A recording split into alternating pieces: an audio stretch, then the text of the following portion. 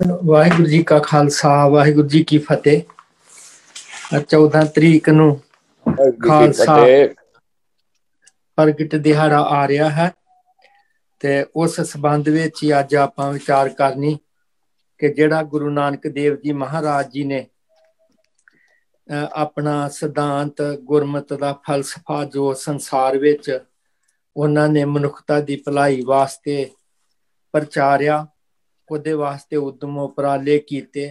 ਬਾਕੀ ਗੁਰੂ ਸਾਹਿਬਾਨ ਜੀ ਨੇ ਵੀ ਅਤੇ ਦਸਮ ਪਾਤਸ਼ਾਹ ਸ੍ਰੀ ਗੁਰੂ ਗੋਬਿੰਦ ਸਿੰਘ ਜੀ ਮਹਾਰਾਜ ਜੀ ਨੇ ਜੋ ਸਾਹਿਬ ਸ੍ਰੀ ਗੁਰੂ ਨਾਨਕ ਦੇਵ ਜੀ ਮਹਾਰਾਜ ਜੀ ਦਾ ਇਹ ਪਾਵਨ ਸਿਧਾਂਤ ਸੀ ਕਿ ਸ਼ਬਦ ਗੁਰੂ ਸੁਰਤ ਧੁਨ ਚੇਲਾ, ਸ਼ਬਦ ਦੀ ਅਗਵਾਈ ਦੇ ਵਿੱਚ ਹਮੇਸ਼ਾ ਵਾਸਤੇ ਪੰਥ ਨੂੰ ਲੀਹਾਂ ਤੇ ਤੋਰਨਾ। ਤੇ ਉਹਨਾਂ ਨੇ ਇਹ ਜਿਹੜਾ ਸਿੱਖ ਸੀਗਾ ਇਹਨੂੰ ਇੱਕ ਕੌਮੀ ਰੂਪ ਦੇ ਕੇ ਇਹਨਾਂ ਦੀ ਮਰਿਆਦਾ ਨਿਰਧਾਰਿਤ ਕੀਤੀ ਕਿ ਇਹਨਾਂ ਦਾ ਜੀਵਨ ਜੁਗਤ ਕਿਸ ਤਰ੍ਹਾਂ ਦੀ ਹੋਏ, ਮਰਿਆਦਾ ਕਿਸ ਤਰ੍ਹਾਂ ਦੀ ਹੋਏ, ਸਮਾਜਿਕ ਤੌਰ ਤੇ, ਰਾਜਨੀਤਿਕ ਤੌਰ ਤੇ, ਮਾਨਸਿਕ ਤੌਰ ਤੇ, ਸਾਰੇ ਪੱਖਾਂ ਤੋਂ ਸਤਿਗੁਰੂ ਜੀ ਨੇ ਇੱਕ ਪੂਰਨ ਫਲਸਫਾ ਬਖਸ਼ਿਸ਼ ਕੀਤਾ। ਤੇ ਇਸ ਵਾਸਤੇ ਉਹ ਇਹ ਜਿਹੜਾ ਮਹਾਨ ਕਾਰਜ ਗੁਰੂ ਸਾਹਿਬ ਜੀ ਨੇ ਕੀਤਾ ਉਹਦੀ ਆਪਾਂ ਹਰ ਵਿਸਾਖੀ ਨੂੰ ਖਾਲਸਾ ਪ੍ਰਗਟ ਦਿਹਾੜਾ, ਕੋਈ ਖਾਲਸਾ ਸਾਜਨਾ ਦਿਵਸ ਕਹਿੰਦਾ ਤੇ ਇਸ ਨੂੰ ਮਨਾਇਆ ਜਾਂਦਾ ਸਮੁੱਚੀ ਕੌਮ ਵਿੱਚ ਬੜੀ ਧੂਮ-ਧਾਮ ਦੇ ਨਾਲ। ਸੋ ਮੈਂ ਬੇਨਤੀ ਕਰੂੰਗਾ ਭਾਈ ਸੁੱਚਾ ਸਿੰਘ ਜੀ ਨੂੰ ਕਿ ਉਹ ਆਪ ਜੀ ਇਸ ਬਾਰੇ ਆਪਣੇ ਵਿਚਾਰ ਜਿਹੜੇ ਆ ਉਹ ਸੰਗਤਾਂ ਨਾਲ ਸਾਂਝੇ ਕਰੋ। ਭਾਈ ਪ੍ਰੋਫੈਸਰ ਸੁੱਚਾ ਸਿੰਘ ਜੀ। ਹਾਂਜੀ, ਵਾਹਿਗੁਰੂ ਜੀ ਕਾ ਖਾਲਸਾ ਵਾਹਿਗੁਰੂ ਜੀ ਕੀ ਫਤਿਹ। ਸੋ ਖਾਲਸਾ ਸਾਜਨਾ, ਖਾਲਸੇ ਦੀ ਕ੍ਰੀਏਸ਼ਨ, ਇਹਦੇ ਵਾਸਤੇ ਜੀ ਮੈਂ ਇਸ ਤਰੀਕੇ ਦੇ ਨਾਲ ਸੋਚਦਾ ਕਿ ਜਿਹੜੀ ਚੀਜ਼ ਗੁਰੂ ਨਾਨਕ ਪਾਤਸ਼ਾਹ ਜੀ ਨੇ ਪ੍ਰਚਾਰਨੀ ਹੋ ਗਿਆ ਸ਼ੇਰ ਕੁਛ ਪ੍ਰੋਬਲਮ ਹੈ ਇੰਟਰਨੈਟ ਦੀ, ਅੱਜ ਲੱਗਦਾ ਕੁਛ। ਮੇਰੀ ਗੱਲ ਕਰ ਰਹੇ ਜੀ? ਹਾਂਜੀ, ਸੋ ਮੈਂ ਬੇਨਤੀ ਕਰ ਰਿਹਾ ਜੀ ਕਿ ਜਿਹੜੀ ਖਾਲਸੇ ਦੀ ਸਾਜਨਾ ਹੈ ਉਹਦੀ ਜਿਹੜੀ ਸ਼ੁਰੂਆਤ ਹੈ ਤਾਂ ਇੱਕ ਚਰਮ ਸੀਮਾ ਤੇ ਲੈ ਜਾਣ ਦੇ ਵਾਸਤੇ ਇੱਕ ਗੁਰੂ ਦਾ ਮਿਸ਼ਨ ਹੁੰਦਾ ਹੈ। ਤੇ ਐਕਚੁਅਲੀ ਇਹ ਵੀ ਨਾਲ ਮੈਂ ਪਹਿਲਾਂ ਹੀ ਬੇਨਤੀ ਕਰਾਂ, ਬਾਅਦ ਦੇ ਵਿੱਚ ਜੇ ਟਾਈਮ ਲੱਗਦਾ ਤੇ ਇਹਨੂੰ ਥੋੜ੍ਹਾ ਜਿਹਾ ਹੋਰ ਵੀ ਖੋਲ ਕੇ ਗੱਲ ਕਰੂੰਗਾ ਕਿ ਗੁਰੂ ਦਾ ਮਿਸ਼ਨ ਜਿਹੜਾ ਹੁੰਦਾ ਨਾ, ਗੁਰੂ ਦਾ ਮਿਸ਼ਨ ਉਹ ਕਦੇ ਵੀ ਪੂਰਾ ਨਹੀਂ ਹੁੰਦਾ। ਉਹਦਾ ਰੀਜ਼ਨ ਇਹ ਹੈ ਕਿ ਗੁਰੂ ਤੇ ਚਾਹੁੰਦਾ ਸਾਰੀ ਸ੍ਰਿਸ਼ਟੀ ਨੂੰ ਪ੍ਰਮਾਤਮਾ ਦੇ ਨਾਲ ਜੋੜ ਦੇਵਾਂ। ਉਹ ਜੁੜਦੀ ਨਹੀਂ, ਸਾਰੀ ਜੁੜ ਨਹੀਂ ਸਕਦੀ, ਕਿਉਂਕਿ ਹਰ ਇੱਕ ਇਨਸਾਨ ਆਪਣੇ ਕਰਮਾਂ ਦਾ, ਆਪਣੇ ਸੰਸਕਾਰਾਂ ਦਾ ਗੁਲਾਮ ਹੈ, ਵੱਜਾ ਹੋਇਆ ਹੈ। ਇਸ ਕਰਕੇ ਗੁਰੂ ਦਾ ਜਿਹੜਾ ਮਿਸ਼ਨ ਹੈ ਉਹ ਸਿਰਫ ਇੰਨਾ ਰਹਿ ਜਾਂਦਾ ਕਿ ਇੱਕ ਜਮਾਤ ਖੜੀ ਕਰ ਦੇਵੇ ਆਪਣੇ ਮਿਸ਼ਨ ਤੇ ਚੱਲਣੇ ਵਾਲੀ। ਉਹ ਜਿਹੜੀ ਜਮਾਤ ਖੜੀ ਕਰਨੀ ਸੀ ਉਹ ਬਾਬੇ ਨਾਨਕ ਨੇ ਉਸਨੂੰ, ਜਿਹਨੂੰ ਕਿਹਾ ਸੀਗਾ ਭਾਈ ਗੁਰਦਾਸ ਜੀ ਕਹਿੰਦੇ, ਨਾਨਕ ਨਿਰਮਲ ਪੰਥ ਚਲਾਇਆ, ਮਾਰਿਆ ਸਿੱਕਾ ਜਗਤ ਵਿੱਚ ਨਾਨਕ ਨਿਰਮਲ ਪੰਥ ਚਲਾਇਆ। ਸੋ ਉਹ ਜਿਹੜਾ ਨਿਰਮਲ ਪੰਥ, ਜਿਹੜਾ ਪਵਿੱਤਰ ਲੋਕਾਂ ਦਾ ਪੰਥ ਜਿਹਨੂੰ ਕਹਿ ਸਕਦੇ ਹਾਂ, ਉਸੇ ਚੀਜ਼ ਨੂੰ ਜਿਸ ਵੇਲੇ ਆ ਕੇ ਗੁਰੂ ਗੋਬਿੰਦ ਸਿੰਘ ਜੀ ਦਾ ਸਮਾਂ ਆਉਂਦਾ, ਤੇ ਅਸੀਂ ਜਿਹੜੀ ਗੱਲ ਕਰ ਚੁੱਕੇ ਹਾਂ ਪਿਛਲੇ ਹਫ਼ਤੇ ਕਿ ਕਿਸ ਤਰ੍ਹਾਂ ਕਦਮ ਦਰ ਕਦਮ, ਸਟੈਪ ਬਾਈ ਸਟੈਪ ਜਿਹੜਾ ਗੁਰੂ ਮਹਾਰਾਜ ਉਹਦੇ ਵਿੱਚ ਇੰਪਰੂਵਮੈਂਟ ਕਰਦੇ ਜਾਂਦੇ ਹੈ। ਇੱਕੋ ਹੀ ਗੁਰੂ ਨਾਨਕ ਪਾਤਸ਼ਾਹ ਦੀ ਜੋਤ ਜਿਹੜੀ ਹੈ ਉਹਨੂੰ ਇੰਪਰੂਵ ਕਰਦੀ ਜਾਂਦੀ ਹੈ। ਤੇ ਐਂਡ ਤੇ ਗੱਲ ਆ ਜਾਂਦੀ ਹੈ ਖਾਲਸਾ। ਹੁਣ ਖਾਲਸਾ ਜਿਹੜਾ, ਇਹਦੇ ਬਾਰੇ ਇੱਕ ਸ਼ਬਦ ਗੁਰਬਾਣੀ ਦੇ ਵਿੱਚ ਵੀ ਆਉਂਦਾ, ਕਹੋ ਕਬੀਰ ਜਨ ਪਏ ਖਾਲਸੇ ਪ੍ਰੇਮ ਭਗਤ ਜਿਹੇ ਜਾਨੀ। ਠੀਕ ਹੈ ਜੀ। ਸੋ ਪ੍ਰਮਾਤਮਾ ਦੇ ਸੇਵਕ, ਤੋਂ ਗੁਰੂ ਦਾ ਮਿਸ਼ਨ ਵੀ ਹੈ ਕਿ ਇਨਸਾਨ ਨੂੰ ਪ੍ਰਮਾਤਮਾ ਦੀ ਸਮਝ ਦੇਣਾ। ਹੁਣ ਖਾਲਸਾ ਜਿਹੜਾ ਸ਼ਬਦ ਹੈ ਇੱਥੇ, ਕਹੋ ਕਬੀਰ ਜਨ ਪਏ ਖਾਲਸੇ, ਉਹਦਾ ਮਤਲਬ ਇਹ ਹੈ ਕਿ ਸੇਵਕ ਜਿਹੜੇ ਆ, ਪ੍ਰਮਾਤਮਾ ਨੂੰ ਪਿਆਰ ਕਰਨੇ ਵਾਲੇ, ਉਹ ਦੁਨੀਆ ਦੇ ਹਰ ਇੱਕ ਪ੍ਰੈਸ਼ਰ ਤੋਂ, ਹਰ ਇੱਕ ਮੋਹ ਤੋਂ ਉੱਪਰ ਉੱਠ ਜਾਂਦੇ ਆ। ਉਹਨਾਂ ਦਾ ਸੰਬੰਧ ਜਿਹੜਾ ਹੈ ਸਿੱਧਾ ਪ੍ਰਮਾਤਮਾ ਦੇ ਨਾਲ ਜੁੜ ਜਾਂਦਾ ਹੈ। ਤਾਂ ਖਾਲਸਾ ਦਾ ਮਤਲਬ ਵੀ ਇਹੋ ਹੀ ਹੁੰਦਾ ਕਿ ਜਿਹੜੀ ਜਾਗੀਰ, ਜਿਹੜੀ ਜਾਇਦਾਦ ਸਿੱਧੀ ਰਾਜੇ ਦੇ ਨਾਲ ਸੰਬੰਧ ਰੱਖਦੀ ਹੈ, ਉਹਨੂੰ ਵਿੱਚ ਵਿਚਾਲੇ ਕੋਈ ਵੀ ਇਨਸਾਨ ਆਪਣੀ ਮਲਕੀਅਤ ਨਹੀਂ ਸਮਝ ਸਕਦਾ। ਇਸੇ ਤਰ੍ਹਾਂ ਹੀ ਜਿਹੜਾ ਸਿੱਖ ਹੈ, ਇਹਦੀ ਜਦੋਂ ਪ੍ਰੈਪਰੇਸ਼ਨ ਹੁੰਦੀ ਹੈ ਗੁਰੂ ਦੀ ਬਚਨਾਂ ਦੇ ਰਾਹੀਂ, ਗੁਰੂ ਗ੍ਰੰਥ ਸਾਹਿਬ ਜੀ ਦੀ ਬਾਣੀ ਦੇ ਰਾਹੀਂ, ਇੱਕ ਸਟੇਜ ਐਸੀ ਆਉਂਦੀ ਹੈ जिसले समझ आई जाती है तो उस वक्त इसनों फिर हो जाता, जां तू मेरे वल है तां क्या मोह छंदा, तुद सब कुछ मैनू सौंपिया जां तेरा बंदा। फिर जो तेरा बंदा बनता ना जी, उस वक्त वो इउं हुंदा जिस तरह वो राजे की जगीर हो गई। हुण उन विच विचाले वाले कोई आत्मक ज्ञान देने वाले, कोई नाम देने वाले, जां कोई होर दूसरे तीसरे कोई पंडित जी, कोई सैयद जी, सो उन्हां दा कोई डर नहीं रह जाता। उहदा संबंध जिहड़ा सीधा परमात्मा दे नाल बन जाता। और इसे ली ते चलदियां गुरु गोबिंद सिंह जी ने ये जिहड़ी आखिरी स्टेज जिहड़ी सानू दित्ती है, और उस दे विच जिहड़ियां 5 चीज़ां अगे भी बेनती कीती सी कि जिहड़े 5 ਨਾਂ आ ये ऐ रैंडमली नहीं आ जाते हुंदे। असीं हुण भी देखदे हां, ਜਦੋਂ मैं भी अमृत छकिया सी मेरे नाल भी 2-3 बंदे ऐसे सी जिन्हां दा उस वेले नाम चेंज कीता सी। 1980 ਦੀ ਗੱਲ है। ਤੇ ਉਸ ਤੋਂ ਬਾਅਦ ਵੀ ਅਸੀਂ ਕਈ ਵਾਰ ਸੁਣਦੇ ਹਾਂ ਕਿ ਜਿਸ ਵੇਲੇ ਇਨਸਾਨ ਅੰਮ੍ਰਿਤ ਛਕਦਾ ਕਈ ਲੋਕ ਆਪਣਾ ਨਾਮ ਚੇਂਜ ਕਰਵਾ ਲੈਂਦੇ ਜੀ ਕਿ ਮੇਰਾ ਨਾਮ ਪਹਿਲਾਂ ਗੁਰੂ ਗ੍ਰੰਥ ਸਾਹਿਬ ਤੋਂ ਨਹੀਂ ਰੱਖਿਆ ਹੋਇਆ ਸੀ। ਓਕੇ ਜੀ, ਅੱਛਾ ਜੀ। ਇਸੇ ਤਰ੍ਹਾਂ ਹੀ ਹੋਇਆ ਕਿ ਜਿਹੜਾ ਭਾਈ ਸਾਹਿਬ ਭਾਈ ਦਇਆ ਸਿੰਘ ਜੀ ਜਿਸ ਵੇਲੇ ਸਮਰਪਣ ਕਰਨ ਦੇ ਵਾਸਤੇ ਆਉਂਦੇ ਆ, ਉਸ ਵਕਤ ਪਤਾ ਨਹੀਂ ਸਾਨੂੰ ਉਹਨਾਂ ਦਾ ਪਹਿਲਾ ਨਾਂ ਕੀ ਹੈ। ਠੀਕ ਹੈ ਜੀ, ਉਹਨਾਂ ਦੀ ਜ਼ਾਤ ਕੁਲ ਤੇ ਅਸੀਂ ਐਵੇਂ ਬਣਾ ਦਈਦਾ ਜਾਟੇ, ਚਲੋ ਹੋਣਗੇ ਵੀ ਜਿੱਥੋਂ ਮਰਜ਼ੀ ਹੋਣਗੇ। ਉਹਨਾਂ ਨੂੰ ਜਿਹੜਾ ਪਹਿਲਾ ਨਾਮ ਹੈ ਉਹੀ ਜਿਹੜਾ ਧੌਲ ਧਰਮ ਦਇਆ ਕਾ ਪੂਤ ਸੰਤੋਖ ਥਾਪ ਰੱਖਿਆ ਜੈਨ ਸੂਤ। तो सब तो पहला असूल जिहड़ा परमात्मा जो कुछ भी पैदा करता वो अपनी दया दे विचों करता, अपनी कंपैशन दे विचों करता। बाबे गुरु गोबिंद सिंह जी ने इहो ही चीज़ पहला उन्होंने सब तो दित्ती सानू कि साडी जिहड़ी मैं कौम दी उसारी करनी है नानक निर्मल पंथ दी, उहदे विच सब तो पहला गुण ये उत्तम गुण होना चाहिए, उहदे विच दया होवे। दूजे नंबर ते धर्म। जपजी साहब दे विच गुरु नानक पातशाह जी कहंदे धर्म खंड का इहो धर्म, ज्ञान खंड का आखों कर्म। ਉੱਥੇ ਜਿਹੜਾ ਪਹਿਲਾ ਨੰਬਰ ਦਿੱਤਾ ਗਿਆ ਧਰਮ ਨੂੰ। ਦਇਆ ਤੋਂ ਬਾਅਦ ਅਸੀਂ ਇੱਥੇ ਲੈਨੇ ਬਾਬੇ ਗੁਰੂ ਗੋਬਿੰਦ ਸਿੰਘ ਜੀ ਪਾਤਸ਼ਾਹ ਦੇ ਦੁਆਰਾ ਕਿ ਦਇਆ ਤੋਂ ਬਾਅਦ ਉਹਨਾਂ ਨੇ ਸਾਨੂੰ ਇੱਕ ਡਿਸਪਲਿਨ ਦਿੱਤਾ, ਜ਼ਿੰਦਗੀ ਜਿਉਣ ਦਾ ਡਿਸਪਲਿਨ, ਇੱਕ ਵੱਜਵਾਂ ਨਿਯਮ ਜਿਹਦੇ ਵਿੱਚ ਇਨਸਾਨ ਨੇ ਪਹਿਚਾਣ ਕਰਨੀ ਹੈ ਕਿ ਮੇਰਾ ਜਿਹੜਾ ਜੀਵਨ ਕਿਸ ਚੀਜ਼ ਦੇ ਵਾਸਤੇ ਹੈ, ਇਸ ਧਰਤੀ ਦੇ ਉੱਪਰ ਮੈਂ ਕਿਸ ਵਾਸਤੇ ਆਇਆ, ਧਰਮ ਕਮਾਉਣ ਦੇ ਵਾਸਤੇ ਆਇਆ। ਭਈ ਪ੍ਰਾਪਤ ਮਨੁੱਖ ਦੇ ਹੋਰੀਆ ਗੋਬਿੰਦ ਮਿਲਣ ਕੀ ਇਹ ਤੇਰੀ ਬਰੀਆ। ਇਹ ਚੀਜ਼ ਦੂਜੇ ਨੰਬਰ ਤੇ ਆਉਂਦੀ ਹੈ, ਦਇਆ ਧਰਮ। ਹੁਣ ਉਸ ਧਰਮ ਨੂੰ ਪਾਲਣ ਦੇ ਵਾਸਤੇ, ਆਪਣੇ ਹੁਕਮ ਦੀ ਪਹਿਚਾਣ ਦੇ ਵਾਸਤੇ, ਉਹਦੇ ਉੱਪਰ ਚੱਲਣ ਦੇ ਵਾਸਤੇ ਇਨਸਾਨ ਦੇ ਅੰਦਰ ਗਟਸ ਚਾਹੀਦਾ, ਹਿੰਮਤ ਚਾਹੀਦੀ ਹੈ, ਤਾਕਤ ਚਾਹੀਦੀ ਹੈ। ਦਇਆ ਧਰਮ ਦਨ ਹਿੰਮਤ ਆ ਜਾਂਦਾ ਹੈ, ਹਿੰਮਤ ਆ ਗਈ। ਠੀਕ ਹੈ ਜੀ। ਹੁਣ ਹਿੰਮਤ ਦਾ ਮਤਲਬ ਤੇ ਸਿਰਫ ਇੰਨਾ ਕਿ ਸਾਡੇ ਦਿਲ ਦੇ ਵਿੱਚ ਗਟਸ ਹੈ, ਦਿਲ ਦੇ ਵਿੱਚ ਹਿੰਮਤ ਹੈ ਵੀ ਅਸੀਂ ਮੈਂ ਕਰਨਾ ਚਾਹੁੰਦਾ, ਮੈਂ ਇਸ ਤਰ੍ਹਾਂ ਦਾ ਪਲੇਅਰ ਬਣਨਾ ਚਾਹੁੰਦਾ, मैं इस तरह का जुझारू बनना चाहना। पर उहदे वास्ते फिर शरीरक ते मानसिक प्रैपरेशन की जरूरत पैंदी है। उस तो बाद दी जिहड़ी सैकंड स्टेज आउंदी है मुहकम, ताकत, समर्था, कैपेबिलिटी। उहदे वास्ते सानू पहले गुरु नानक पातशाह जी तो बाद सारे दे सारे सानू फिजिकली भी ट्रेन करते आए हैं ते गुरु दे बचनां दे राही, बाणी दे राही सानू मैंटली जिहड़ा ट्रेन करते आए गुरु महाराज सारे। ते वो चीज़ हुंदी है जिस वेले चारे स्टेजां दे विचों निकलदा, उस तो बाद फिर एक रह जाता, उस वेले वननेस आउंदी है। ठीक है जी। उस वेले बाकी सारे बखरेवें खत्म होंदे, उस वेले केवल ते केवल साहिब अंदर ते साहिब ही बाहर रह जाता। ते ये जिहड़े 5 नाम मेरे हिसाब दे नाल ते गुरु गोबिंद सिंह जी ने स्पैसीफिकली उदों चुन के सानू दित्ते सीगे। सो दया, धर्म, हिम्मत, मुहकम ते साहिब। तो इस तरीके दे नाल जिहड़ी खालसे दी जिहड़ी साजना हुंदी है। थैंक यू प्रोफैसर साहब।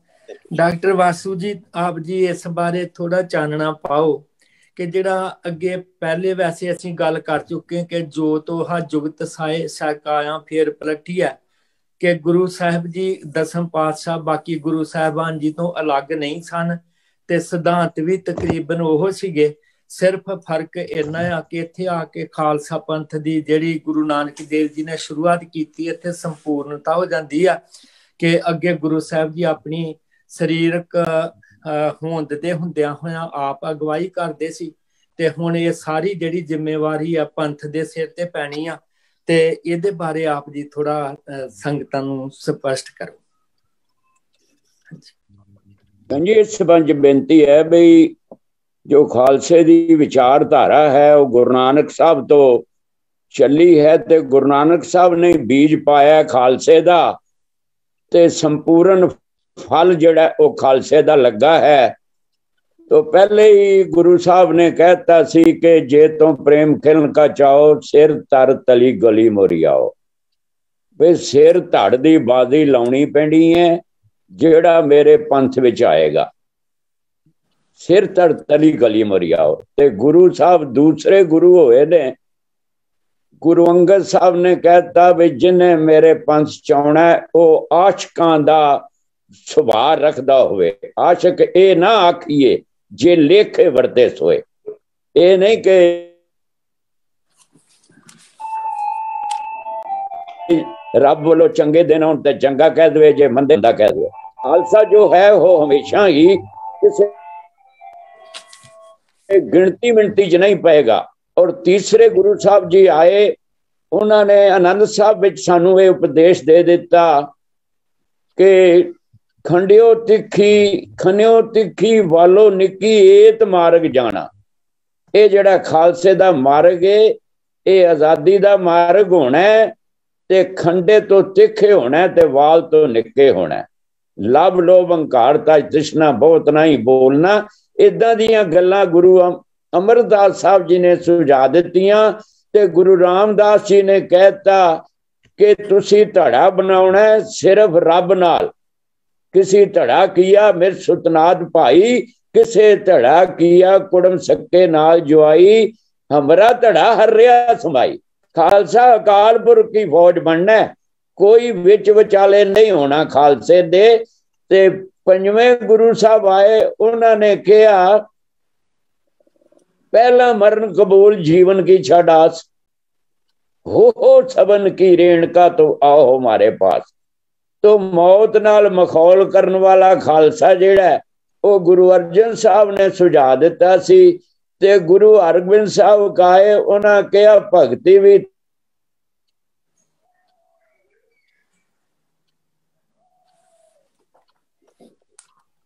ताई सानू किसे हाकमां ने हुंदे ने हाकम वो तुरंत ही चुक के ले जांदे ने। इस करके मीरी ते पीरी जिहड़ी है, पीरी दे नाल मीरी जरूरी है। ते सतवें गुरु साहब ने कहा संयम च रहो, भावें किन्नी शक्ति है 2200 ना सवार रखे ने, फौजी तैयार बर तैयार, पर संयम विच रहे ने। ते 8वें गुरु साहब ने कहा विवेक बुद्धि वरत्या जे, ते विवेक बुद्धि नाल ही फिर खालसा जेड़ा गुरु तेग बहादुर साहब जी प्रगट होए सन। ते गुरु जदों तेग बहादुर आए ने ते उन्होंने कहा मेरा मुझ में किछ नहीं, जो कुछ है सो तेरा, तेरा तुझको सौंपते क्या लागे मेरा। दूजे धर्मां दी आजादी लई ओ किसे नूं प्यारिओ दूजा नहीं समझना। जे दूजा भाओ ते दूजे नूं शब्द नूं मिटाया ते गुरु तेग बहादुर ने मिटाया। गुरु तेग बहादुर दे जीवन च अपना पराया खत्म हो गया, और सारा विश्व दे नाल एक सुर हो गया। मनुख जिहड़ा उसने दूजे दे दुखां नूं अपना दुख जाणिया। वो किसे भी आउटवर्ड जिहड़े इंप्रैशन ने, कोई पहरावे दा है, कोई तिलक जंजू लांदा है, धोती पांदा है, ये नहीं वेखना। तुसीं वेखना किसे दा दर्द की है। ते गुरु गोबिंद सिंह जी ने इन्हां जेड़े असूल ने, जेड़े के गुरु नानक तो लैके गुरु तेग बहादुर साहब असूल सन, उन्हां असूलां दे खाल जेड़ा गुरमुख पंथ बनिया सी। ये गुरमुख पंथ 9 गुरुआं ने बनाया। ते गुरु गोबिंद सिंह ने गुर संगत कीनी खालसा मन मुखी दुहेला। इस गुर संगत नूं खालसे बल दिता ते ओ खालसा जेड़ा है वो पवित्र धर्म, जिवें ज्ञानी सुचाल सिंह जी ने फरमाया कि ये निर्मल पंथ है, यदि निर्मल रहनी है, यदि निर्मल जोत है, यदा निर्मल मन है। ये निर्मलताई दुनिया च पैदा करने लई पैदा होया है। जिथे जिथे कोई गड़बड़ कपट पखंड होएगा, खालसा ओदी विरोधता करते रहेगा। इन्ने फिलहाल कर सकने हैं। थैंक यू डॉक्टर वासु जी। भाटिया साहब आप जी थोड़ा जा इस बारे विचार करो भई जेड़ा गुरु साहब जी ने 5 प्यारियां दी चोण कीती, ये संसार दे विच इस तरह शायद पहले कदे नहीं होया ते बाद विच भी नहीं होया। ਇਹ ਕੀ ਵਿਲੱਖਣਤਾ ਆ ਤੇ ਇਹਦੇ ਵਿੱਚ ਕੀ ਗੁਰੂ ਸਾਹਿਬ ਜੀ ਦੀ ਵੱਡੀ ਸੋਚ ਆ?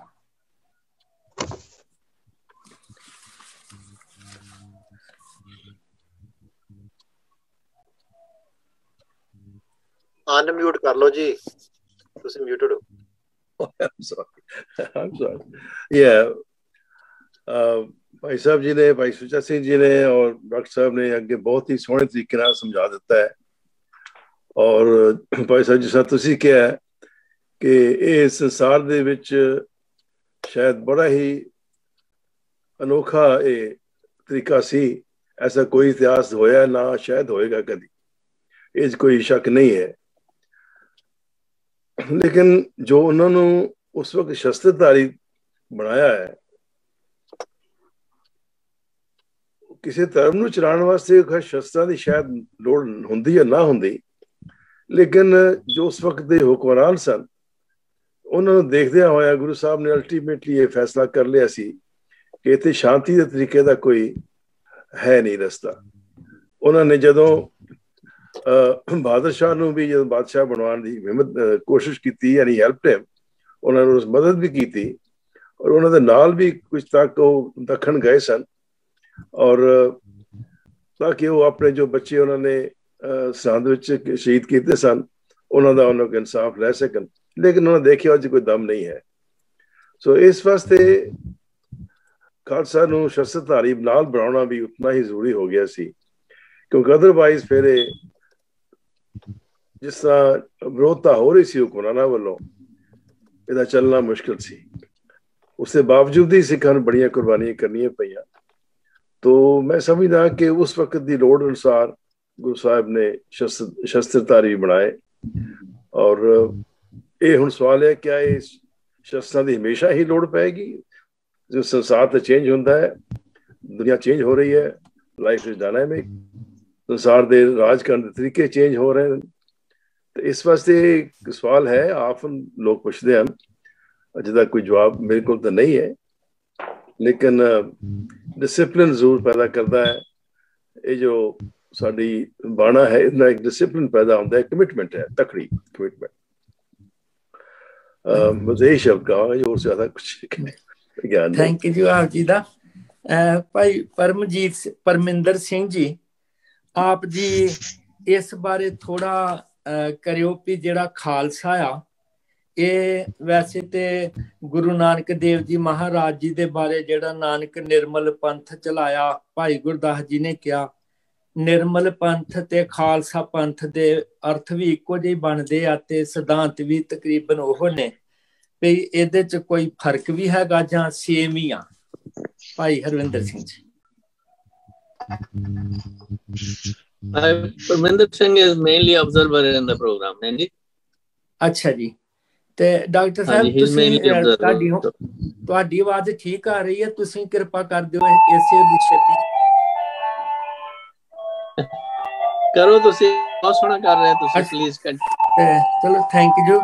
ਤੇ ਡਾਕਟਰ ਕੁਲਵਿੰਦਰ ਸਿੰਘ ਜੀ ਵੀ ਆ ਗਏ ਨੇ, ਮੈਂ ਉਹਨਾਂ ਨੂੰ ਬੇਨਤੀ ਕਰੂੰਗਾ ਡਾਕਟਰ ਸਾਹਿਬ ਤੁਸੀਂ ਇਸ ਬਾਰੇ ਥੋੜਾ ਆਪਣੇ ਵਿਚਾਰ ਦੱਸੋ। ਖਾਲਸਾ ਪੰਥ, ਨਿਰਮਲ ਪੰਥ, ਸਿੱਖ ਪੰਥ। ਹਾਂਜੀ ਸਰ, ਇਹ ਬੜਾ ਬਰੀਕੀ ਦਾ ਵਿਸ਼ਾ ਹੈ। ਪਹਿਲਾਂ ਜਿਹੜਾ ਭਾਟੀਆ ਸਾਹਿਬ ਨੇ ਸਵਾਲ ਕੀਤਾ ਨਾ, ਮੈਂ ਉਹਦੇ ਬਾਰੇ ਥੋੜਾ ਟੱਚ ਕਰਨਾ ਚਾਹਾਂਗਾ। ਹਾਂਜੀ, ਉਹਦੇ ਚ ਜਿਸ ਤਰ੍ਹਾਂ ਭਾਟੀਆ ਸਾਹਿਬ ਨੇ ਕਿਹਾ ਨਾ ਕਿ ਅੱਜ ਕੱਲ੍ਹ ਕੁਐਸਚਨ ਰਾਈਜ਼ ਹੁੰਦਾ ਹੈ, ਸਾਡੀਆਂ ਪਿਛਲੀਆਂ ਡਿਸਕਸ਼ਨ ਚ ਵੀ ਇਹ ਚੀਜ਼ ਆਉਂਦੀ ਰਹੀ ਹੈ ਕਿ ਕੀ ਅੱਜ ਵੀ ਕੁਰਬਾਨ ਦੀ ਲੋੜ ਹੈ? ਪਹਿਲੀ ਗੱਲ ਤੇ ਮੈਂ ਬੇਨਤੀ ਕਰਨੀ ਚਾਹਾਂਗਾ ਇਨ ਮਾਈ ਵਿਊ ਕਿ ਅਸੀਂ ਕਿਰਪਾਨਧਾਰੀ ਨਹੀਂ ਹੈਗੇ, ਅਸੀਂ ਸ਼ਸਤਰਧਾਰੀ ਹਾਂ। ਤੇ ਜਿਸ ਤਰ੍ਹਾਂ ਭਾਟੀਆ ਸਾਹਿਬ ਨੇ ਸਵਾਲ ਕੀਤਾ ਹੈ ਨਾ ਕਿ ਕੀ ਸ਼ਸਤਰ ਦੀ ਅੱਜ ਲੋੜ ਹੈ, ਦੇਖੋ ਇੰਨੇ ਪੀਸ ਲਵਿੰਗ ਕੰਟਰੀਜ਼ ਨੇ ਸੰਸਾਰ ਦੇ ਵਿੱਚ ਜਿਨ੍ਹਾਂ ਨੇ ਸਦੀਆਂ ਤੋਂ ਕਦੇ ਲੜਾਈ ਕੀਤੀ ਨਹੀਂ, ਲੇਕਿਨ ਨੋਟ ਦੈਟ ਕਿ ਉਹ ਆਪਣੀਆਂ ਫੋਰਸਿਸ ਰੱਖਦੇ ਨੇ। ਸਾਨੂੰ ਕਿਸੇ ਵੀ ਜੋ ਬੁਰੀ ਨਜ਼ਰ ਵਾਲਾ ਦੁਸ਼ਮਣ ਹੈ ਉਹ ਤੋਂ ਬਚਣ ਵਾਸਤੇ ਡਿਫੈਂਸ ਦੀ ਹਮੇਸ਼ਾ ਜ਼ਰੂਰਤ ਹੈ। ਉਹ ਡਿਫੈਂਸ ਅਸੀਂ ਪ੍ਰੋਟੈਕਸ਼ਨ ਲਈ ਵਰਤਣਾ ਹੈ ਤੇ ਕਾਨੂੰਨ ਦੀ ਮੇਨਟੇਨੈਂਸ ਲਈ ਕਰਨਾ ਹੈ। ਸਿਮਿਲਰਲੀ ਕਈ ਵਾਰੀ ਸਵਾਲ ਉੱਠ ਜਾਂਦਾ ਹੈ ਕਿ ਕਈ ਕੰਟਰੀ ਬੜੇ ਸੇਫ ਨੇ, ਵੀ ਸਾਨੂੰ ਕੀ ਉਹਨਾਂ ਦੇਸ਼ਾਂ 'ਚ ਵੀ ਸ਼ਸਤਰ ਦੀ ਜ਼ਰੂਰਤ ਹੈ? ਤੇ ਦੇਖੋ ਮੈਂ ਇਹ ਮਹਿਸੂਸ ਕਰਦਾ ਹਾਂ ਕਿ ਜਿਹੜਾ ਧਰਮ ਹੈ ਇੱਕ ਸੋਵਰਨ ਹੈ। ਜਿਸ ਤਰ੍ਹਾਂ ਕੋਈ ਦੇਸ਼ ਇਹ ਚੀਜ਼ ਪਸੰਦ ਨਹੀਂ ਕਰਦਾ ਕਿ ਉਹ ਦੇਸ਼ ਵਿੱਚ ਹੁੰਦਿਆਂ ਕੋਈ ਵੀ ਜਿਹੜਾ ਵਾਸੀ ਹੈ ਉਹ ਆਪਣਾ ਇੰਡੀਪੈਂਡੈਂਟਲੀ ਕੋਈ ਹੋਰ ਆਪਣੇ ਸਿਕਿਉਰਿਟੀ ਰੱਖੇ ਕਿ ਮੈਨੂੰ ਚੈਲੰਜ ਹੋ ਸਕੇ। ਸਿਮਿਲਰਲੀ ਧਰਮ ਵੀ ਸੋਵਰਨ ਹੁੰਦਿਆਂ ਹੋਇਆਂ ਧਰਮ ਵੀ ਅਲਾਉ ਨਹੀਂ ਕਰਦਾ ਕਿ ਧਰਮ ਕਿਸੇ ਦੇ ਸਪੋਰਟ ਥੱਲੇ ਚੱਲੇ। ਧਰਮ ਵੀ ਬਿਲਕੁਲ ਬਾਕਾਇਦਾ ਪੂਰਾ ਆਜ਼ਾਦ ਹੋਣਾ ਚਾਹੀਦਾ, ਫੇਰ ਹੀ ਤੁਹਾਡਾ ਮਨ, ਆਤਮਾ ਤੇ ਸਰੀਰ ਪ੍ਰੋਪਰ ਆਪਣਾ ਮੈਸੇਜ ਪਾਸ ਔਨ ਕਰ ਸਕਦਾ ਹੈ। ਨਹੀਂ ਤੇ ਸਾਡੇ ਤੇ ਜਿਹੜੀ ਸਮਰੱਥਾ ਹੈ ਉਹ ਘਟ ਜਾਂਦੀ ਹੈ ਤੇ ਜਿਹੜੀ ਤਾਕਤ ਹੁੰਦੀ ਹੈ ਨਾ ਉਹ ਸਾਡੇ ਦਿਮਾਗ ਤੇ ਭਾਰੂ ਹੋ ਜਾਂਦੀ ਹੈ, ਭਾਰੀ ਤਾਕਤ। ਤੇ ਹੁਣ ਜਿਸ ਤਰ੍ਹਾਂ ਪਹਿਲਾਂ ਵਿਸ਼ਾ ਚੱਲ ਰਿਹਾ ਸੀ, ਇੱਕ ਗੱਲ ਹੋਈ ਸੀ, ਆਪਣਾ ਸਵਾਲ ਦੇ ਵਿੱਚ ਸਵਾਲ ਆਇਆ ਸੀ ਕਿ ਆਪ ਤੋਂ ਪੰਥ ਤੱਕ। ਪ੍ਰਿੰਸੀਪਲ ਸਾਹਿਬ ਨੇ ਇਹ ਸਵਾਲ ਕੀਤਾ ਸੀ ਕਿ ਗੁਰੂ ਸਾਹਿਬ ਨੇ ਆਪਣੇ ਆਪ ਤੋਂ ਪੰਥ ਤੱਕ ਪਾਸ ਕੀਤਾ। ਮੈਂ ਇਹਦੇ ਬਾਰੇ ਇੱਕ ਵਿਊ ਦੇਣਾ ਚਾਹੁੰਦਾ ਕਿ ਦੇਖੋ, ਗੁਰੂ ਨਾਨਕ ਸਾਹਿਬ ਨੇ ਜਦੋਂ ਪਹਿਲੀ ਗੱਦੀ ਹੀ ਘਰ ਤੋਂ ਬਾਹਰ ਦੇ ਦਿੱਤੀ ਤੇ ਜਿਹੜਾ ਬਾਇਓਲੋਜੀਕਲ ਆਪ ਤੇ ਉੱਥੇ ਖਤਮ ਹੋ ਗਿਆ, ਕਿ ਪ੍ਰੂਵ ਕਰ ਦਿੱਤਾ ਕਿ ਗੁਰਗੱਦੀ ਵਾਸਤੇ, ਧਰਮ ਦੀ ਪ੍ਰਚਾਰ ਵਾਸਤੇ ਬਾਇਓਲੋਜੀ ਦਾ ਕੋਈ ਰੋਲ ਨਹੀਂ, ਪੁੱਤਰਾਂ ਦਾ ਕੋਈ ਰੋਲ ਨਹੀਂ। ਇਸੇ ਤਰ੍ਹਾਂ ਗੁਰੂ ਅਮਰਦਾਸ ਸਾਹਿਬ ਮਹਾਰਾਜ ਨੇ ਜਦੋਂ ਚੌਥੇ ਪਾਤਸ਼ਾਹ ਨੂੰ ਗੁਰਗੱਦੀ ਦਿੱਤੀ ਤੇ ਉੱਥੇ ਵੀ ਪ੍ਰੂਵ ਕਰਦਾ ਕਿ ਜਾਤ ਦਾ ਵੀ ਕੋਈ ਰੋਲ ਨਹੀਂ। ਉਹ ਬਿਲਕੁਲ ਗਰੁੱਪ ਬਦਲ ਗਿਆ ਕਿ ਪਹਿਲੇ ਲੋਕੀ ਸ਼ਾਇਦ ਕੁਐਸਚਨ ਰਾਈਜ਼ ਕਰਦੇ ਜੀ ਕਾਸਟ ਸੇਮ ਹੈ। ਗੁਰੂ ਸਾਹਿਬ ਨੇ ਕਾਸਟ ਦਾ ਵਿਸ਼ਾ ਕੋਈ ਨਹੀਂ, ਇਹ ਵਿਸ਼ਾ ਤੇ ਕਰੈਕਟਰ ਦਾ ਹੈ, ਆਤਮਾ ਦੀ ਉਚਾਈ ਦਾ, ਕਿ ਆਤਮਾ ਕਿੰਨੀ ਪਹੁੰਚੀ ਹੋਈ ਹੈ। ਸਿਮਿਲਰਲੀ ਦਸਮ ਪਾਤਸ਼ਾਹ ਨੇ, ਅਸੀਂ ਉਹਨੂੰ ਐਸ ਨਜ਼ਰੀਏ ਨਾਲ ਦੇਖਦੇ ਹਾਂ ਕਿ ਸ਼ਾਇਦ ਕੋਈ ਵੱਖਰੀ ਚੀਜ਼ ਕੀਤੀ ਹੈ। ਚੀਜ਼ ਉਹੀ ਹੋਈ ਹੈ ਜੋ ਗੁਰੂ ਨਾਨਕ ਪਾਤਸ਼ਾਹ ਨੇ ਭਾਈ ਲਹਿਣਾ ਜੀ ਨੂੰ ਗੱਦੀ ਦੇ ਕੇ ਕੀਤੀ ਸੀ, ਗੁਰੂ ਅਮਰਦਾਸ ਮਹਾਰਾਜ ਜੀ ਨੇ ਗੁਰੂ ਰਾਮਦਾਸ ਮਹਾਰਾਜ ਜੀ ਦੇ ਕੇ ਕੀਤੇ ਸੀ, ਤੇ ਦਸਮ ਪਾਤਸ਼ਾਹ ਨੇ ਕੇਵਲ ਸਰੀਰ ਇੱਕ ਦੀ ਥਾਂ ਤੇ 5 ਬਣਾ ਦਿੱਤੇ। ਹੁਣ ਇਹ ਵਿਸ਼ਾ ਇਹ ਵਿਚਾਰਨ ਦਾ ਹੈਗਾ ਕਿ 1 ਤੋਂ 5 ਤੇ ਕਿਉਂ ਆਏ। ਉੱਥੋਂ ਮੈਂ ਇੱਕ ਡੈਮੋਕ੍ਰੇਸੀ ਨੂੰ ਪਿਕਚਰਾਈਜ਼ ਕਰਦਾ ਹੁੰਦਾ ਕਿ ਅਸੀਂ ਡੈਮੋਕ੍ਰੇਸੀ ਦੇਖਦੇ, ਡੈਮੋਕ੍ਰੇਸੀ ਕੀ ਹੈਗੀ ਹੈ? ਪਬਲਿਕ ਲੀਡਰ ਚੁਣਦੀ ਹੈ, ਲੀਡਰ ਆਪਣਾ ਪ੍ਰਮੁੱਖ ਲੀਡਰ ਚੁਣਦੇ ਨੇ। ਜਿਸ ਤਰ੍ਹਾਂ ਜਿੰਨੇ MLAs MPs ਹੁੰਦੇ ਨੇ, ਤੁਹਾਡੇ ਇੱਥੇ ਅਮਰੀਕਾ 'ਚ ਸਟੇਟਸ ਹੁੰਦੇ ਨੇ, ਉਹ ਆਪਣਾ ਮੁੱਖ ਚੁਣਦੇ ਨੇ ਜੀ, ਇਹ ਸਾਡਾ ਪ੍ਰੈਜ਼ੀਡੈਂਟ ਹੈ, ਸਾਡੇ ਪ੍ਰਾਈਮ ਮਿਨਿਸਟਰ ਕਹਿ ਦਿੰਦੇ ਆ, ਲੇਕਿਨ ਉਹ ਸਾਰਿਆਂ ਦੇ ਉੱਤੇ ਅਖੀਰ ਤੇ ਕਾਨੂੰਨ ਉਹਨਾਂ ਉੱਤੇ ਲਾਗੂ ਹੈ। ਹੁਣ ਸਵਾਲ ਉੱਪਰ ਦੇ ਥੱਲੇ ਦਾ ਆ ਜਾਂਦਾ ਹੈ ਕਿ ਕਿਤਾਬ ਕਨਸਟੀਟਿਊਸ਼ਨ ਉੱਪਰ ਹੈ? ਨਹੀਂ, ਕਨਸਟੀਟਿਊਸ਼ਨ ਵੀ ਜਿਹੜਾ ਜਿੱਦਾਂ ਗੁਰਬਾਣੀ 'ਚ ਵੀ ਆਉਂਦਾ ਨਾ, ਸੁੱਧ ਕੀਚੇ ਟਾਈਮ ਟੂ ਟਾਈਮ। ਇਸੇ ਤਰ੍ਹਾਂ ਜਿਸ ਤਰ੍ਹਾਂ ਕਨਸਟੀਟਿਊਸ਼ਨ ਹੈ, ਜਿਹੜੇ MLA MP ਸਾਰੇ ਬੈਠ ਕੇ ਕਈ ਵਾਰੀ ਉਹਦੇ ਵਿੱਚ ਕੋਈ ਨਾ ਕੋਈ ਥੋੜੀ ਬਹੁਤੀ ਚੇਂਜ ਕਰ ਸਕਦੇ ਨੇ, ਪਰ ਉਹ ਚੇਂਜ ਦਾ ਮਤਲਬ ਹੈ ਸਿਧਾਂਤ ਨਹੀਂ ਚੇਂਜ ਹੁੰਦਾ, ਸਿਰਫ ਉਹਦੀ ਬਾਹਰੀ ਦਿੱਖ ਚੇਂਜ ਹੁੰਦੀ ਹੈ, ਸਿਧਾਂਤ ਕਦੇ ਨਹੀਂ ਚੇਂਜ ਹੁੰਦਾ। ਸੋ ਗੁਰੂ ਸਾਹਿਬਾਨ ਨੇ ਜਿੱਦਾਂ ਡੈਮੋਕ੍ਰੇਸੀ ਹੁੰਦੀ, ਇੱਕ ਡੈਮੋਕ੍ਰੈਟਿਕ ਰਿਲੀਜੀਅਸ ਸਿਸਟਮ ਬਣਾ ਦਿੱਤਾ ਕਿ ਜੇ ਇੱਕੋ ਸਰੀਰ ਚੱਲਦਾ ਰਹੇਗਾ ਤੇ ਬਾਕੀ ਧਰਮਾਂ ਵੱਲ ਦੇਖ ਕੇ ਉਹਨਾਂ ਦੇਖਿਆ ਕਿ ਜਿੱਥੇ ਸ਼ਖਸੀ ਪੂਜਾ ਆ ਜਾਂਦੀ ਹੈ, ਅਗਰ ਸ਼ਖਸ ਮਾੜਾ ਹੈਡ ਕਰਨ ਲੱਗ ਪਏ ਕਿਸੇ ਹਾਲਾਤ ਦੇ ਵਿੱਚ ਤੇ ਉਹ ਧਰਮ ਬਦਨਾਮ ਹੋ ਜਾਂਦਾ। ਪਰ ਸ਼ਖਸੀ ਪੂਜਾ ਤੋਂ ਬਿਨਾਂ ਵੀ ਗੱਲ ਨਹੀਂ ਬਣਦੀ। ਮੇਰੇ ਵਿਚਾਰ ਇੱਥੇ ਸ਼ਾਇਦ ਬਾਕੀਆਂ ਨਾਲ ਤੋਂ ਡਿਫਰ ਕਰਨ, ਸੌਰੀ, ਤੇ ਪਰ ਮੈਂ ਆਪਣੇ ਮਤਲਬ ਖੁੱਲ ਕੇ ਵਿਚਾਰ ਦੇਣਾ ਚਾਹਾਂਗਾ ਕਿ ਅਸੀਂ ਸ਼ਬਦ ਗੁਰੂ ਨੂੰ ਬਹੁਤ ਸਟ੍ਰੈਸ ਕਰਦੇ ਹਾਂ। ਮੇਰੇ ਮਨ 'ਚ ਸਵਾਲ ਆਉਂਦਾ ਕਿ ਸ਼ਬਦ ਗੁਰੂ ਦਸਮ ਪਾਤਸ਼ਾਹ ਤੋਂ ਪਹਿਲਾਂ ਨਹੀਂ ਸੀਗਾ। ਸ਼ਬਦ ਗੁਰੂ ਤਾਂ ਆਦਿ ਤੋਂ ਹੀ ਚੱਲਦਾ ਰਿਹਾ ਹੈ। ਕਦੇ ਇਹਨੂੰ ਧੁਨੀ ਕਹਿਤਾ ਗਿਆ, ਕਦੇ ਇਹਨੂੰ ਸ਼ਬਦ ਕਹਿਤਾ ਗਿਆ, ਕਦੇ ਇਹਨੂੰ ਵੱਖਰੇ ਵੱਖਰੇ ਨਾਂ ਦਿੱਤੇ ਵੱਖਰੇ ਧਰਮ ਨੇ। ਸ਼ਬਦ ਸ਼ੁਰੂ ਤੋਂ ਹੀ ਸੀ। ਗੁਰੂ ਸਾਹਿਬਾਂ ਨੇ ਸ਼ਬਦ ਦਾ ਤੇ ਦੇਹ ਦਾ ਸੁਮੇਲ ਕਰਨਾ ਕਿ ਦੋਨਾਂ ਨੇ ਇਕੱਠਿਆਂ ਨਹੀਂ ਚੱਲਣਾ ਹੈ। ਸ਼ਬਦ ਵੀ ਤੋਂ ਬਿਨਾਂ ਵੀ ਗੱਲ ਨਹੀਂ ਬਣਦੀ, ਤੇ ਜੇ ਦੇਹ ਦੀ ਜ਼ਰੂਰਤ ਨਾ ਹੁੰਦੀ ਤੇ ਪੰਚਮ ਪਾਤਸ਼ਾਹ ਕਿਸ ਤਰ੍ਹਾਂ ਲਾਹੌਰ ਤੋਂ ਮੀਆਂ ਵਰਲਾਪ ਉਹਨੇ ਚਿੱਠੀਆਂ ਲਿਖਦੇ ਨੇ, ਮੇਰਾ ਮਨ ਲੋਚੇ ਗੁਰਦਰਸ਼ਨ ਤਾਈ ਬਿਲਪ ਕਰੇ ਚਾਤਰ ਕੀ ਨਿਆਈ, ਤ੍ਰਿਖਾ ਨਾ ਉਤਰੈ ਸ਼ਾਂਤ ਨਾ ਆਵੈ ਬਿਨ ਦਰਸ਼ਨ ਸੰਤ ਪਿਆਰੇ। ਸ਼ਬਦ ਤੇ ਗੁਰੂ ਸਾਹਿਬ ਕੋਲ ਵੀ ਕੈਸੇ ਹੈਗਾ ਸੀ ਉਸ ਵੇਲੇ। ਤੇ ਮੈਂ ਬਹੁਤਾ ਲੰਬਾ ਨਾ ਕਰਾਂ ਤੇ ਹਾਂਜੀ, ਪ੍ਰੋਫੈਸਰ ਸੁੱਚਾ ਸਿੰਘ ਜੀ, ਆਪ ਜੀ ਇਸ ਬਾਰੇ ਥੋੜਾ ਜਿਹਾ ਹੋਰ ਖੋਲ ਦਿਓ ਤੇ ਜਿਹੜਾ ਸ਼ਬਦ ਦੀ ਅਗਵਾਈ, ਸਰੀਰ ਦੀ ਅਗਵਾਈ, ਇਹਨੂੰ ਥੋੜਾ ਹੋਰ ਚੰਗੀ ਤਰ੍ਹਾਂ ਖੋਲ ਕੇ ਦੱਸੋ, ਕਿਉਂਕਿ ਇੱਕ ਕਿਤੇ ਕੋਈ ਭੁਲੇਖਾ ਨਾ ਬਣ ਜਾਵੇ कि कोई किसी साध संत दे मगर ਜਾਂ ਕਿਸੇ ਸ਼ਖਸ ਦੇ ਮਗਰ ਜਿਹੜਾ ਆ ਉਹ ਬੰਦੇ ਦੀ ਜਿਹੜੀ ਸੋਚਣੀ ਆ ਉਹ ਤੁਰ ਪਵੇ। ਹਾਂਜੀ ਦੇਖੋ ਸ਼ਬਦ ਗੁਰੂ ਸੁਰਤ ਧੁਨ ਚੇਲਾ ਗੁਰੂ ਨਾਨਕ ਪਾਤਸ਼ਾਹ ਜੀ ਨੇ ਕਿਹਾ ਸਿੱਧ ਗੋਸ਼ਟ ਦੇ ਵਿੱਚ। 10ਵੇਂ ਪਾਤਸ਼ਾਹ ਜੀ ਦੀ ਅਸੀਂ ਗੱਲ ਕਰਦੇ ਹਾਂ। 10ਵੇਂ ਪਾਤਸ਼ਾਹ ਜੀ ਨੇ ਜਿਹੜੀ ਸ਼ਖਸੀ ਜਿਹੜੀ ਗੁਰੂ ਵਾਲੀ ਰਹਿਣੀ ਹੈ ਨਾ, ਜਾਨੀ ਦੋ ਤਰ੍ਹਾਂ ਦੀ ਚੀਜ਼ ਹੁੰਦੀ ਹੈ ਨਾ ਜੀ। ਇੱਕ ਹੁੰਦੀ ਫਿਲਾਸਫੀ, ਇੱਕ ਹੁੰਦੀ ਫਿਲਾਸਫੀ ਨੂੰ ਲਾਗੂ ਕਰਨੇ ਵਾਲੀ ਬੋਡੀ, ਹਿਊਮਨ ਬੋਡੀ ਚਾਹੀਦੀ ਹੁੰਦੀ ਜਿਹੜੇ ਆਰਡਰ ਕਰ ਸਕੇ ਕਿ ਇਹ ਲਿਖਿਆ ਹੋਇਆ this should be followed। ਸੋ ਉਹ ਦੋ ਚੀਜ਼ਾਂ ਹੋ ਜਾਂਦੀਆਂ ਨਾ ਜੀ, ਇੱਕ ਫਿਲਾਸਫੀ ਹੈ, ਇੱਕ ਫਿਲਾਸਫੀ ਨੂੰ ਲਾਗੂ ਕਰਨੇ ਤੇ ਕਰਾਉਣੇ ਵਾਲੀ ਹਿਊਮਨ ਬੋਡੀ, ਫਿਜ਼ੀਕਲ ਬੋਡੀ। ਸੋ ਜਿਹੜੀ ਉਹ ਫਿਲਾਸਫੀ ਹੈ ਉਹ ਤੇ ਗੁਰੂ ਨਾਨਕ ਪਾਤਸ਼ਾਹ ਜੀ ਤੋਂ ਲੈ ਕੇ 10ਵੇਂ ਪਾਤਸ਼ਾਹ ਤੱਕ ਚੱਲਦੀ ਹੈ। ਜਿਸ ਚੀਜ਼ ਨੂੰ ਅਸੀਂ ਸ਼ਬਦ ਕਹਿੰਦੇ ਆ, ਜਿਸ ਚੀਜ਼ ਨੂੰ ਕਿਹਾ ਜਾਂਦਾ ਹੈ, ਗੁਰੂ ਨਾਨਕ ਪਾਤਸ਼ਾਹ ਜੀ ਦਾ ਇੱਕ ਸ਼ਬਦ ਹੈਗਾ ਨਾ ਕਿ ਅਪਰੰਪਾਰ ਬ੍ਰਹਮ ਪਰਮੇਸ਼ਰ ਨਾਨਕ ਗੁਰ ਮਿਲਿਆ ਸੋਈ ਜਿਉ। ਠੀਕ ਹੈ ਜੀ, ਪਰਮਾਤਮਾ ਤੇ ਅਪਰੰਪਰ ਹੈ, ਪਾਰਾਵਾਰ ਤੋਂ ਰਹਿਤ ਹੈ। ਨਾਨਕ ਕਹਿੰਦੇ ਕਿ ਜੇਕਰ ਗੁਰੂ ਮਿਲ ਜਾਵੇ ਤਾਂ ਸਾਰੇ ਪਾਸੇ ਉਹੀ ਸੋਈ ਜਿਉ ਦਿਸਣ ਲੱਗ ਪੈਂਦਾ ਹੈ। ਠੀਕ ਹੈ ਕਿ ਲੋਕ ਇਹਨੂੰ ਡਿਫਰੈਂਟ ਤਰੀਕੇ ਨਾਲ ਕਰ ਦਿੰਦੇ ਕਿ ਗੁਰੂ ਨਾਨਕ ਦਾ ਗੁਰੂ ਪਰਮਾਤਮਾ ਸੀ, ਉਹਨਾਂ ਲਿਖਿਆ ਇਸ ਤਰ੍ਹਾਂ ਨਹੀਂ ਕੁਛ ਵੀ ਲਿਖਿਆ। ਉਹਨਾਂ ਨੇ ਕਿਹਾ ਨਾਨਕ ਗੁਰ ਮਿਲਿਆ ਸੋਈ ਜਿਉ। ਗੁਰੂ ਦੇ ਮਿਲਣ ਦੇ ਨਾਲ ਗੁਰੂ ਮਿਲਿਆ ਤਾਂ ਜਾਣੀਏ ਜਿਸ ਵੇਲੇ ਸੋਈ ਸਾਰੇ ਪਾਸੇ ਦਿਸਣ ਲੱਗ ਪਿਆ। ਉਹ ਉਹਨਾਂ ਨੇ ਗੱਲ ਕਹੀ ਸੀ। ਹੁਣ ਇਸੇ ਚੀਜ਼ ਤੋਂ ਮੈਂ ਕਹਿੰਦਾ ਕਿ ਜਿਹੜਾ ਸ਼ਬਦ ਹੈ ਨਾ ਜੀ, ਸ਼ਬਦ ਕੀ ਚੀਜ਼ ਹੈ? ਜਿਹੜਾ ਪੰਜ ਬਾਜੇ ਪੰਜ ਸ਼ਬਦ ਤਿੰਤ ਘਰ ਸੁਭਾਗੈ, ਘਰ ਸੁਭਾਗੈ ਸ਼ਬਦ ਬਾਜੇ ਕਲਾ ਜਿੱਤ ਘਰ ਧਾਰੀਆ। ਹੁਣ ਸ਼ਬਦ ਦੀ ਗੱਲ ਗੁਰਬਾਣੀ ਦੇ ਵਿੱਚ ਵਾਰ-ਵਾਰ ਆਉਂਦੀ ਹੈ। ਸ਼ਬਦ ਜਿਹੜਾ ਉਹਦਾ ਤੇ ਮਤਲਬ ਬਹੁਤ ਡੂੰਘਾ ਵੀ ਹੈ, ਬੜਾ ਡੂੰਘਾ, ਜੇਕਰ ਵਸ ਜਾਵੇ ਅੰਦਰ। ਉਹ ਹੈ ਗਿਆਨ, ਆਤਮਿਕ ਗਿਆਨ, ਪਰਮਾਤਮਾ ਦੇ ਨਾਲ ਇੱਕ ਹੋਣੇ ਵਾਲੀ ਅਵਸਥਾ, ਉਹ ਗਿਆਨ ਹੈ, ਉਹ ਪੰਜ ਸ਼ਬਦ ਹੈ। ਠੀਕ ਹੈ ਜੀ। ਹੁਣ ਉਸ ਸ਼ਬਦ ਦੇ ਨਾਲ ਜੁੜਨ ਦੇ ਵਾਸਤੇ ਜਿਹੜੀ ਅਸੀਂ ਜੇ ਇਹਨੂੰ ਮੰਨ ਕੇ ਜੇ ਸ਼ਬਦ ਮੇਰਾ ਸਹੀ ਨਾ ਹੋਣ ਤਾਂ ਤੁਸੀਂ ਮਾਫ ਕਰਨਾ, ਜੇ ਫਿਲਾਸਫੀ ਮੈਂ ਕਹਿੰਦਾ। ਠੀਕ ਹੈ ਜੀ। ਸੋ ਇਹਦਾ ਹੋਰ ਕੋਈ ਸ਼ਬਦ ਬੈਟਰ ਸ਼ਬਦ ਵੀ ਹੋ ਸਕਦਾ, ਪਰ ਮੈਨੂੰ ਇਸ ਵੇਲੇ ਨਹੀਂ ਧਿਆਨ ਚ ਆ ਰਿਹਾ। ਗੁਰੂ ਦੇ ਬਚਨ ਨੂੰ ਅਸੀਂ ਫਿਲਾਸਫੀ, ਇਹ ਧਰਮ ਦੀ ਫਿਲਾਸਫੀ ਹੈ। ਗੁਰੂ ਨਾਨਕ ਦੇ ਧਰਮ ਦੀ ਫਿਲਾਸਫੀ ਇਹ ਹੈ ਕਿ ਇਹਨੂੰ ਲਾਗੂ ਕਰਾਉਣ ਦੇ ਵਾਸਤੇ ਜਿੰਨੀ ਦੇਰ ਤੇ 10 ਪਾਤਸ਼ਾਹੀਆਂ ਰਹਿਣੀਆਂ, ਉਹ ਟਾਈਮ ਟੂ ਟਾਈਮ ਆਪ ਪ੍ਰਚਾਰ ਕਰਦੀਆਂ ਇਸ ਸ਼ਬਦ ਦਾ। ਹੁਣ ਉਹ ਜਿਹੜਾ ਫਿਲਸਾਫੀਕਲ ਪਾਰਟ ਤੇ ਕਿਤੇ ਜਾਣਾ ਨਹੀਂ, ਉਹਨੂੰ ਲਾਗੂ ਕਰਾਉਣ ਦੇ ਵਾਸਤੇ ਇੱਕ ਫਿਜ਼ੀਕਲ ਬੋਡੀ ਚਾਹੀਦੀ ਹੈ ਤੇ ਗੁਰੂ ਵਾਲਾ ਜਿਹੜਾ ਸਰੀਰ ਹੈ, ਗੁਰੂ ਵਾਲੀ ਜੋਤ ਹੈ, ਉਹ ਜਿਹੜੀ ਹਮੇਸ਼ਾ ਵਾਸਤੇ ਚੱਲਦੀ ਨਹੀਂ ਰਹਿ ਸਕਦੀ, ਉਹ ਤੇ ਸ਼ਬਦ ਦੇ ਵਿੱਚ ਹੈ। ਇਸ ਵਾਸਤੇ ਉਹ ਜਿਹੜੀ ਸ਼ਖਸੀ ਡਿਊਟੀ ਹੈ ਉਹ ਦੇਣ ਦੇ ਵਾਸਤੇ ਗੁਰੂ ਗੋਬਿੰਦ ਸਿੰਘ ਪਾਤਸ਼ਾਹ ਜੀ ਪੰਜ ਪਿਆਰਿਆਂ ਦੀ ਸਾਜਨਾ ਕਰਦੇ ਆ, ਜਿਹਨੂੰ ਖਾਲਸਾ ਪੰਥ ਅਸੀਂ ਕਹਿੰਦੇ ਆ। ਔਰ ਇੱਕ ਚੀਜ਼ ਇੱਥੇ ਜ਼ਰੂਰ ਹੈ ਕਿ ਉਹ ਜਿਹੜਾ ਖਾਲਸਾ ਪੰਥ ਹੈ ਉਹ ਇੱਕੋ ਹੀ ਹੁੰਦਾ ਹੈ, ਉਹ ਸਾਰੇ ਸੰਸਾਰ ਦੇ ਵਿੱਚ ਇੱਕ ਹੋਣਾ ਚਾਹੀਦਾ ਸੀ।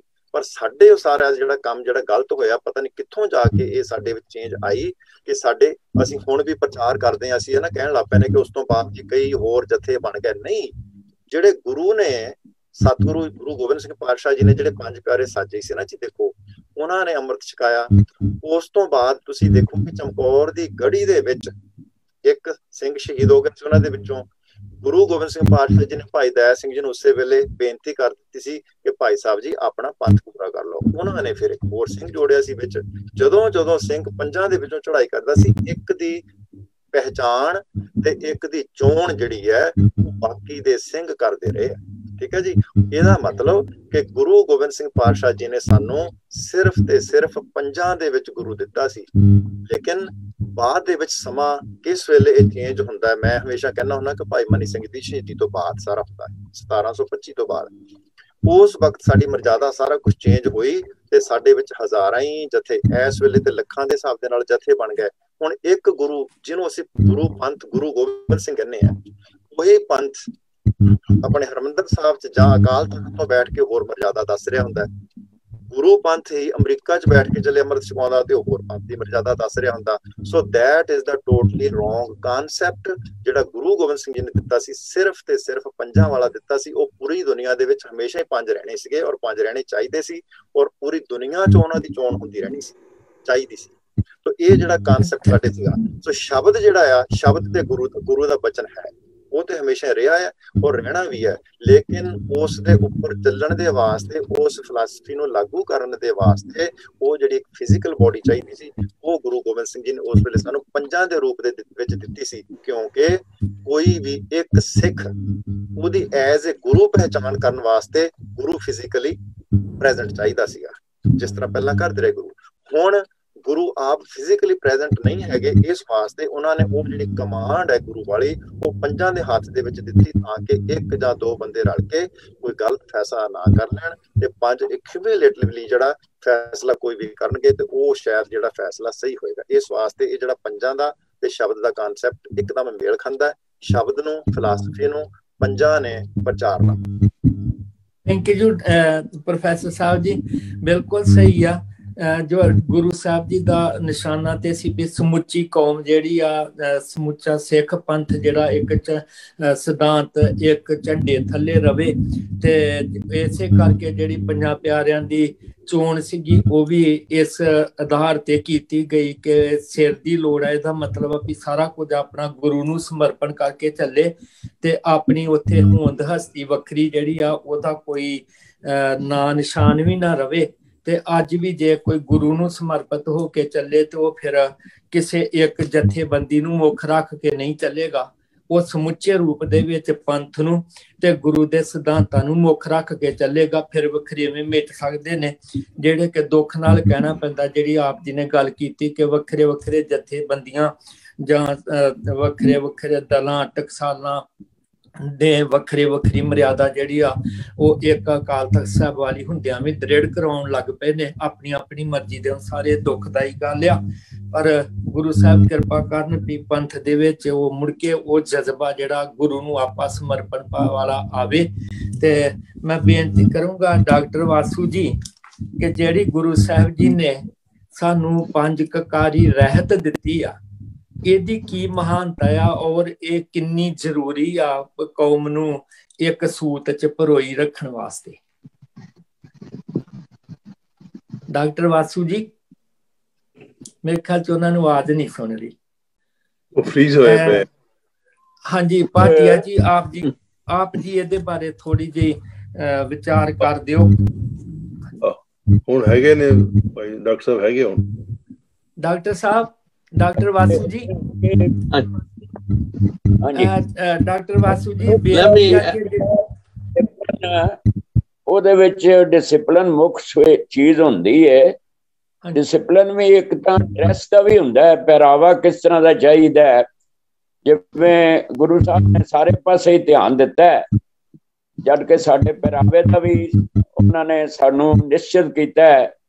ਜਿਵੇਂ ਕੱਛ, ਕੜਾ, ਕਿਰਪਾਨ, ਕੰਘਾ, ਕੇਸ, ਇਹ ਪੰਜ ਜਿਹੜੇ ਕਕਾਰ ਨੇ ਇਹ ਸਾਨੂੰ ਬਖਸ਼ੇ ਨੇ। ਇਹ ਕੱਛ ਜੋ ਹੈ ਇਹ ਕਿਸਮ ਦਾ ਕਹਿ ਸਕਦੇ ਹਾਂ ਕਿ ਉੱਚੇ ਆਚਰਨ ਦਾ ਪ੍ਰਤੀਕ ਹੈ, ਮਨੁੱਖ ਦਾ ਜੋ ਜੱਤ ਹੈ ਉਹਦਾ ਪ੍ਰਤੀਕ ਹੈ। ਕਿਉਂਕਿ ਜੱਤ ਪਹਾਰਾ ਧੀਰੇ ਸੁਨਿਆਰ ਐਰਨ ਮਤ ਵੇਦ ਹਥਿਆਰ, ਇਹ ਜਿਹੜਾ ਜੱਤ ਹੈ, ਕਰੈਕਟਰ ਹੈ, ਇਹਦੀ ਬੁਲੰਦੀ ਲਈ ਇੱਕ ਸ਼ਹਿਰਾ ਇਸ ਦਾ ਪ੍ਰਤੀਕ ਹੈ। ਔਰ ਕੜਾ ਜਿਹੜਾ ਇਹ ਤਾਂ ਬਈ ਜਿਸ ਹੱਥ ਵਿੱਚ ਕੜਾ ਪੈ ਗਿਆ ਉਹ ਹੱਥ ਫਿਰ ਗੁਰੂ ਦਾ ਹੋ ਗਿਆ। ਉਹ ਹੱਥ ਕਿਸੇ ਅਬਲਾ ਤੇ ਨਹੀਂ ਚੁੱਕਿਆ ਜਾ ਸਕਦਾ, ਕਿਸੇ ਗਰੀਬ ਤੇ ਕਮਜ਼ੋਰ ਤੇ ਉਹ ਹੱਥ ਨਹੀਂ ਚੁੱਕਿਆ ਜਾਏਗਾ। ਕੜੇ ਵਾਲਾ ਹੱਥ ਗੁਰੂ ਗੋਬਿੰਦ ਸਿੰਘ ਦਾ ਹੱਥ ਹੋਏਗਾ, ਜਿਹੜਾ ਕਿ ਮਜ਼ਲੂਮਾਂ ਦੀ ਰੱਖਿਆ ਲਈ ਉਹ ਉਭਰੇਗਾ। ਇਹ ਕੜਾ ਜਿਹੜਾ ਹੈ ਇਹ ਇੱਕ ਕਿਸਮ ਦੀ ਪਾਬੰਦੀ ਵੀ ਹੈ ਕਿ ਅਸੀਂ ਕਹਿੰਦੇ ਨੇ ਜਿਸ ਤਰ੍ਹਾਂ ਆਮ ਤੌਰ ਤੇ ਮਿਸਾਲ ਤੇ ਭਾਵੇਂ ਬੜੀ ਨਿਗੂਣੀ ਜਿਹੀ ਹੈ, ਪਰ ਕੁੱਤੇ ਜਿਹੜੇ ਹੁੰਦੇ ਨੇ ਜੇ ਤੇ ਪਟਾ ਪਾਇਆ ਹੋਇਆ ਫਿਰ ਤਾਂ ਬਈ ਉਹ ਕੁੱਤੇ ਦਾ ਇਤਬਾਰ ਆ, ਬਈ ਇਹ ਕਿਸੇ ਮਾਲਕ ਦਾ ਹੈ। ਇਹ ਕੜਾ ਵੀ ਸਾਡੀ ਗੁਰੂ ਗੋਬਿੰਦ ਪ੍ਰਤੀ ਸਾਡੀ ਮਾਲਕੀ ਦਾ ਵਿਸ਼ਵਾਸ ਹੈ ਕਿ ਉਹ ਸਾਡਾ ਮਾਲਕ ਹੈ, ਜਿਸ ਨੇ ਸਾਨੂੰ ਇਹ ਇੱਕ ਬੰਧਨ ਦੇ ਦਿੱਤਾ ਹੈ ਕਿ ਜੰਜੀਰ ਹੈ, ਕੜਾ ਇੱਕ ਹੈ। ਔਰ ਕਿਰਪਾਨ ਜਿਹੜੀ ਹੈ ਉਹ ਤਾਂ ਬਹੁਤ ਹੀ ਉਸ ਸਮੇਂ ਤਾਂ ਬਹੁਤ ਹੀ ਜ਼ਰੂਰੀ ਸੀ ਕਿ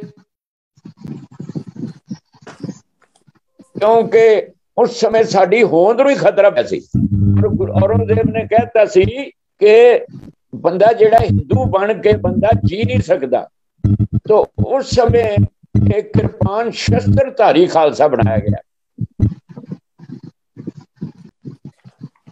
बिना शस्त्र दे कहंदे नर नूं भेड़ जानना चाहिए, बिना शस्त्र जिहड़ा ओदा कोई मतलब ओदी सिक्योरिटी नहीं, डिफेंस नहीं है, और जिन्हों कोई बंदा मर्जी उसनूं अपने थले कर सकता है। सो शस्त्रधारी खालसा, खालसा अकाल पुरख की फौज। हुण फौज जिहड़ी हमेशा शस्त्रां नाल हुंदी है, फौज दे विच जरूरी है शस्त्र, चाहे पिस्टल होवे चाहे बंदूक होवे। तो ये जो खालसा है ये शस्त्रधारी खालसा है, और खालसा मुंह मोड़न लई बनाया गया सी। खालसा बनाया गया सी कि जिस बोली च वो जालम समझदे ने उस बोली चो समझाना। उन्होंने बोली सिर्फ शस्त्रां दी पता सी। जब खालसा जिहड़ा उठिया लोहे नाल लोहा खैंदा रहा ते खूब, यानी खालसे ने कैसा पंजाब च संघर्ष किया इन्हां किरपानां नाल, इन्हां तलवारां नाल, कि जिहड़ी फौज है चाहे अहमद शाह दी सी, चाहे अब्दाली दी सी, चाहे बरकसीर सी, उन्होंने बोली समझाता गया। गल यह है भी जिहड़ी हुंदी है ना नॉन वायलेंस काम देंदी है जिथे सरकार सेंसिटिव होण, जिथे सरकारां कोमल सुभाअ दियां होण। अंग्रेज जिहड़ा ना वो एक किस्म दा कोमल सुभाअ दा सी। महात्मा गांधी वर्त रखदा सी ते वो 15-20 दिन बाद कोई ना कोई गल मान लैंदे सन क्योंकि सेंसिटिव सन। पर आ जड़ियां सरकारां सुणदियां ने, वो बेचारा जिहड़ा अपना किने वर्त रखिया सी 75 दिन वर्त रखिया दर्शन सिंह फेरूमान ने, और दर्शन सिंह फेरूमान दी अरदास है सी कि मेरी मांग कोई ना मनी जावे, ताकि जे मांग मनी गई तो फिर मेरा जान बच जानी है, ते लोकां ने फिर भी कहना जी इन्हें कोई मरना सीगा। दर्शन से फेरूमान कहते हुंदे सी मेरी मांग कोई मनी ना जावे, कोई चंडीगढ़ पंजाब नूं ना मिले जिहड़ी भी ओदी मांग सी, ताकि मैं शहीद होवां। तो गल यह है बई वो 75 दिन शहीद हो गया। पर गौरमेंटां जड़ियां ने हुण देसी गौरमेंटां इन्हां दे दया धर्म है ही कोई नहीं। इन्हां नूं की है हुण 300 किसान मरे ने ते किसे ने भी उन्हां दी आह दा नारा नहीं भरिया। इथों पता लग जाना चाहिए सारियां नूं कि ये जिन्हां नाल तुहाडा वाह पिया ये कोई कोमल चित्र इंसान नहीं, ये इंसान सिर्फ ढांचे ही ने। मनुखता जिहदा दगियानी सुच्चा सिंह ने कहा बई दया पहला असूल है, ते अजकल दे जिहड़े सरकारां ने दया दी गल ही कोई नहीं, कोमलता दी गल ही कोई नहीं। इस करके जिथे चूकार अजमा हील ते दरगुजश्त हलाल अस्त बरदम व शमशीर दस्त। थैंक यू डॉक्टर साहब। फिर कोई होर खत्म हो जाए तो फिर तलवार चकनी जाए। डॉक्टर साहब फिर इस करके किरपान दी लोड़ है। और केस जिहड़े ने कुदरत दी दात, केस कुदरत दी दात ने, ते इन्हां कुदरती दात नूं असीं संभालना है। जे कई लोग केसां दे उत्ते 2-2 घंटे लाई जांदे ने, उन्हां नूं सजाउण ते लाई जांदे ने, पट्टे सवारी जांदे ने। ओ बई जिहड़ा शरीर है ये तो भगती लई मिलिया, ये तो विवेक बुद्धि द्वारा अपने आप नूं पछाणन नहीं मिलिया। ते जे वालां दे उत्ते ही इन्ना समा लग गया तो शरीर दा किन्ना समा जिहड़ा वो जाई जाएगा। ये कच्छ कड़ा किरपान कंघा केसां दी सफाई लई है, पवित्रता लई है। मैं समझना कि नानक निर्मल पंथ चलाया जिवें ज्ञानी सुच्चा सिंह होरां ने, जां तुसीं इहदा आगाज इदां होया सी। ये निर्मलता ही है, पंजे ककार शरीर दी निर्मलता ही ने। आओ असीं इन्हां नूं अपनाइए और गुरु गोबिंद सिंह दे नेड़े होइए। धन्नवाद जी। थैंक यू डॉक्टर साहब। ते मैं ये समझदा कि हाँ जी ज्ञान धर्म से मेरी आवाज सुन रही है? हाँ जी सुन रही है। अच्छा, मैं थोड़ा जिहा अपना परस्पैक्टिव पंज ककारां दे जानना जिहड़ा मैं आई व्यू है। जरूर जी जरूर। वखरे व्यूज ने हाउ आई यूज ਖਾਸ ਤੌਰ ਤੇ ਜਦੋਂ ਮੈਂ ਬੱਚਿਆਂ ਵਗੈਰਾ ਦੀ ਕਲਾਸਿਸ ਵਗੈਰਾ ਲਵਾਂ, ਜਿਹੜੇ ਕੇਸ ਨੇ ਨਾ ਸਾਡੇ, ਉਹਨੂੰ ਯਾਦ ਦਿਲਾਣੇ ਕੁਦਰਤੀ ਜੀਵਨ ਦੇ ਲਈ। ਜਿਵੇਂ ਡਾਕਟਰ ਬਾਸ ਕਿਹਾ ਕਿ ਇਨਸਾਨ ਹੈ, ਵਾਹਿਗੁਰੂ ਜਿਹੜਾ ਉਹ ਤਾਂ ਭੁੱਲ, ਉਹਨੇ ਕਿਸੇ ਗੱਲ ਕਰਕੇ ਸਾਨੂੰ ਵਾਲ ਦਿੱਤੇ ਨੇ। ਦਾੜੀ ਕੇਸ ਜਿਹੜੇ ਬੰਦੇ they don't happen in the case of female, ਪਰ ਉਹਦਾ ਕੋਈ ਨਾ ਕੋਈ ਕਾਰਨ ਕਰਕੇ ਅਸੀਂ ਉਹਦੇ ਹੁਕਮ ਦੇ ਵਿੱਚ ਜਦੋਂ ਆਨੇ ਆ, ਉਸੇ ਤਰ੍ਹਾਂ ਸਰੀਰ ਨੂੰ ਰੱਖਦੇ ਆ ਜਿਵੇਂ ਉਹਨੇ ਬਣਾਇਆ। ਉਹ ਸਾਡੀ ਹੁਕਮ ਦੀ ਪਾਲਣਾ ਦੇ ਵਿੱਚ ਹੈਲਪ ਕਰਦੀ ਹੈ, ਤੇ ਉਸੇ ਨੂੰ ਲੈ ਕੇ ਇਸੇ ਕਰਕੇ ਅਸੀਂ ਸਰਕਮਸਾਈਜ਼ ਨਹੀਂ ਕਰਦੇ, ਜਿਹੜੇ ਕਿ ਦੂਜੇ ਧਰਮ ਦੇ ਵਿੱਚ ਕੀਤੀ ਜਾਂਦੀ ਹੈ ਜੀ। ਤੇ ਲੋਕ ਕਹਿੰਦੇ ਆ ਇਹਨਾਂ ਨੂੰ ਜਿਹੜੇ ਵਾਲ ਤੁਸੀਂ ਵਾਹੁੰਦੇ ਆ ਤਾਂ ਉਹ ਵਿੱਚੋਂ ਖਿਸ ਚੋਂ ਰੋਟੀਆਂ ਡਾਕਟਰ ਸਾਹਿਬ ਆਵਾਜ਼ ਕੱਟੀ ਜਾ ਰਹੀ ਵਿੱਚੋਂ, ਸਮਝ ਨਹੀਂ ਰਿਹਾ, ਮੁੱਕਦੀਆਂ ਵੀ ਨੇ। ਅੱਛਾ, ਤੇ ਉਹ ਵਿੱਚੋਂ ਨਾ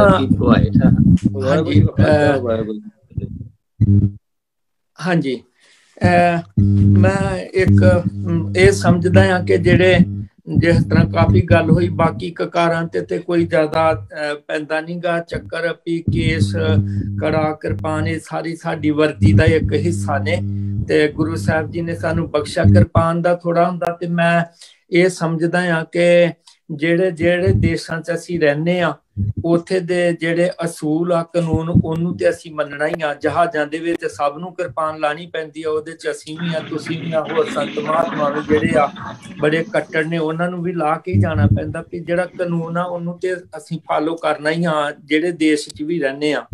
ਤੇ ਜਿੱਥੇ ਜਿੱਥੇ ਕਿਤੇ ਹੋ ਸਕਦਾ ਆ ਤੇ ਉੱਥੇ, ਕਿਉਂਕਿ ਆਪਣੀ ਕਿਸੇ ਦੀ ਬਣਾਈ ਹੋਈ ਨਹੀਂ ਹੈ, ਗੁਰੂ ਸਾਹਿਬਾਂ ਦੇ ਹੀ ਆ। ਭਾਈ ਨੰਦ ਲਾਲ ਜੀ ਦੇ ਬਚਨ ਵੀ ਆ ਵੀ ਨਿਸ਼ਾਨੇ ਸਿੱਖੀ ਈ ਪੰਜ ਹਰਫ ਕਾਫ, ਹਰਗਿਜ਼ ਨਾ ਬਾਸ਼ਦੀ ਪੰਜ ਮੁਆਫ। ਤੇ ਚਲੋ ਬਾਕੀ ਹੁਣ ਆਪਾਂ ਥੋੜਾ ਜਿਹਾ ਇੱਕ ਇੱਧਰ ਤੇ ਕਰ ਲਈ ਗੱਲ, ਜਿਹੜਾ ਪੰਥ ਦੀ ਜਿਹੜੀ ਗੁਰੂ ਸਾਹਿਬ ਜੀ ਨੇ ਉਹ ਆਚਰਣਕ ਉੱਚਤਾ ਵਾਸਤੇ ਜਿਹੜਾ ਸਾਨੂੰ 4 ਬੱਜਰ ਕਰਾਤਾਂ ਤੋਂ ਰੋਕਿਆ ਆ, ਜਿਹਦੇ ਵਿੱਚ ਕੇਸਾਂ ਦੀ ਬੇਅਦਬੀ, ਪੁੱਠਾ, ਤੰਬਾਕੂ ਦੀ ਵਰਤੋਂ, ਤੇ ਜਿਹੜਾ ਭਾਰਤਾਨਗਾਮੀ ਹੋਣਾ ਆ, ਪਰਾਏ ਪੁਰਖ ਜਾਂ ਪਰਾਈ ਔਰਤ ਦਾ ਸੰਗ। ਤੇ ਇਹਦੇ ਬਾਰੇ ਮੈਂ ਬੇਨਤੀ ਕਰੂੰ ਆਪਣੇ ਸਰਦਾਰ ਭਾਟੀਆ ਜੀ, ਤੁਸੀਂ ਥੋੜੀ ਜਿਹੀ ਇਹਦੇ ਬਾਰੇ ਵਿਚਾਰ ਕਰੋ। ਇਹਦੇ ਵਾਂਸ ਅਗੇਨ ਇਹ ਜੋ 4 ਚੀਜ਼ਾਂ ਦੱਸੀ ਗਈਆਂ ਨੇ, ਕੁਰੈਤਾਂ ਦੱਸੀਆਂ ਗਈਆਂ ਨੇ, ਇਹਨਾਂ ਦੇ ਵਿੱਚ ਕੋਈ ਪਤਾ ਕੋਈ ਕੁਐਸਚਨ ਤਾਂ ਹੈ ਨਹੀਂ, ਕੋਈ ਸਿੱਧੀ ਸਾਦੀ ਐਥੀਕਲ ਲਾਈਫ ਦੇ ਉੱਪਰ ਇੱਕ ਗੱਲਾਂ ਹੈ। ਬਾਕੀ ਜੋ ਕੇਸਾਂ ਦੀ ਗੱਲ ਕਰ ਚੁੱਕੇ ਆ, ਮੈਂ ਜ਼ਿਆਦਾ ਬਾਰ-ਬਾਰ ਰਿਪੀਟ ਨਹੀਂ ਕਰਨਾ ਚਾਹੁੰਦਾ। ਤੰਬਾਕੂ ਦੀ ਗੱਲ ਕੀਤੀ ਹੋਈ, ਹੁਣ ਪਤਾ ਹੀ ਹੈ ਸਾਰੇ ਸੰਸਾਰ ਦੇ ਵਿੱਚ ਇਹ ਪਤਾ ਲੱਗ ਰਿਹਾ ਹੈ ਕਿ ਤੰਬਾਕੂ ਜਿਹੜਾ ਹੈ ਸਾਡੇ ਸਰੀਰ ਵਾਸਤੇ ਬਹੁਤ ਮਾੜੀ ਚੀਜ਼ ਹੈ। ਔਰ ਦੂਸਰੀ ਚੀਜ਼ ਹੈ ਕਿ ਜੋ ਲੋਕ ਇਹਨਾਂ ਨਸ਼ਿਆਂ ਵਿੱਚ ਪੈ ਜਾਂਦੇ ਨਾ, ਉਹ ਆਪਣਾ ਮੇਨ ਫੋਕਸ ਜੋ ਹੈ, ਜੋ ਧਾਰਮਿਕ ਫੋਕਸ ਹੈ, ਉਸ ਤੋਂ ਦੂਰ ਹਟ ਜਾਂਦੇ ਆ। ਉਹ ਫਿਰ ਦੁਨਿਆਵੀ ਨਸ਼ਿਆਂ ਵਿੱਚ ਹੋਰ ਵੀ ਪੈ ਜਾਂਦੇ ਆ। ਇਹ ਸਿਰਫ ਸ਼ੁਰੂਆਤ ਹੁੰਦੀ ਹੈ, ਉਸ ਤੋਂ ਬਾਅਦ ਫਿਰ ਹੋਰ ਦੂਸਰੀ ਚੀਜ਼ਾਂ ਵੀ ਨਾਲ ਆ ਜਾਂਦੀਆਂ। ਤੇ ਇੱਥੇ ਤੱਕ ਬਾਕੀ ਦੀ ਗੱਲਾਂ ਸਵਾਲ ਬੜੀ ਆਬਵੀਅਸ ਚੀਜ਼ਾਂ ਹਨ, ਬੜੀਆਂ ਕਾਮਨ ਗੱਲਾਂ ਨੇ, ਉਹਨਾਂ ਦੇ ਵਿੱਚ ਪ੍ਰਚਾਰਨ ਹੋਣਾ ਚਾਹੀਦਾ ਹੈ। ਔਰ ਇਹ ਜ਼ਿਆਦਾ ਕੋਈ ਆਰਗੂ ਕਰਨ ਦੀ ਲੋੜ ਤਾਂ ਹੈ ਨਹੀਂ ਮੇਰੇ ਖਿਆਲ। ਉਹ ਸਾਰੀਆਂ ਅੱਛੇ ਇੱਕ ਇਨਸਾਨ ਵਾਸਤੇ, ਅੱਛੇ ਇੱਕ ਧਰਮੀ ਇਨਸਾਨ ਵਾਸਤੇ, ਅੱਛੇ ਇੱਕ ਆਦਰਸ਼ ਇਨਸਾਨ ਵਾਸਤੇ ਉਹ ਚੀਜ਼ਾਂ ਜ਼ਰੂਰੀ ਹਨ। तो वो बहुत जरूरी चीज़ ਹਨ। और वो जो भी गुरु साहब ने उस वक्त किया है, उस समय दी हालात को देख के किया है, नॉट सिर्फ के एब्सोल्यूट फॉर्म भी है जो गल्लां जो कह रहे हैं आप, वो उस वक्त दे जो हालात सी संसार दे विच या समाज दे विच जो करता सी गया, उन्होंने मद्देनजर रखते हुए उन्होंने चीज़ां कही।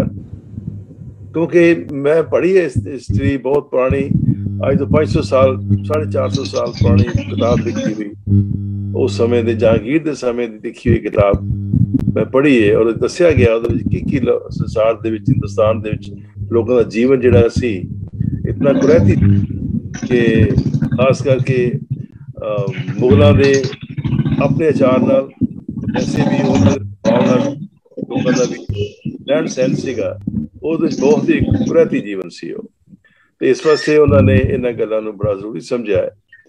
ਤੋ ਇੰਨਾ ਹੀ ਗਲਤ ਹੈ। ਬਾਕੀ ਜਿਸ ਦਾ ਕੁੱਠੇ ਦਾ ਸਵਾਲ ਹੈ, ਉਹਦੇ ਕਈ ਲੋਕ ਸਵਾਲ ਕਰਦੇ ਜੀ ਕੁੱਠੇ ਦਾ ਮਤਲਬ ਇਹ ਹੈ, ਕੋਈ ਕਹਿੰਦੇ ਕੁੱਠਾ ਜਿਹੜਾ ਉਹ ਹਲਾਲ ਹੋਣਾ ਚਾਹੀਦਾ ਜਾਂ ਦੂਜਾ ਨਹੀਂ ਹਲਾਲ ਨਹੀਂ ਹੋਣਾ ਚਾਹੀਦਾ, ਕੋਈ ਕਹਿੰਦੇ ਨਹੀਂ ਕੁੱਠੇ ਦਾ ਮਤਲਬ ਮੀਟ ਹੀ ਹੈ।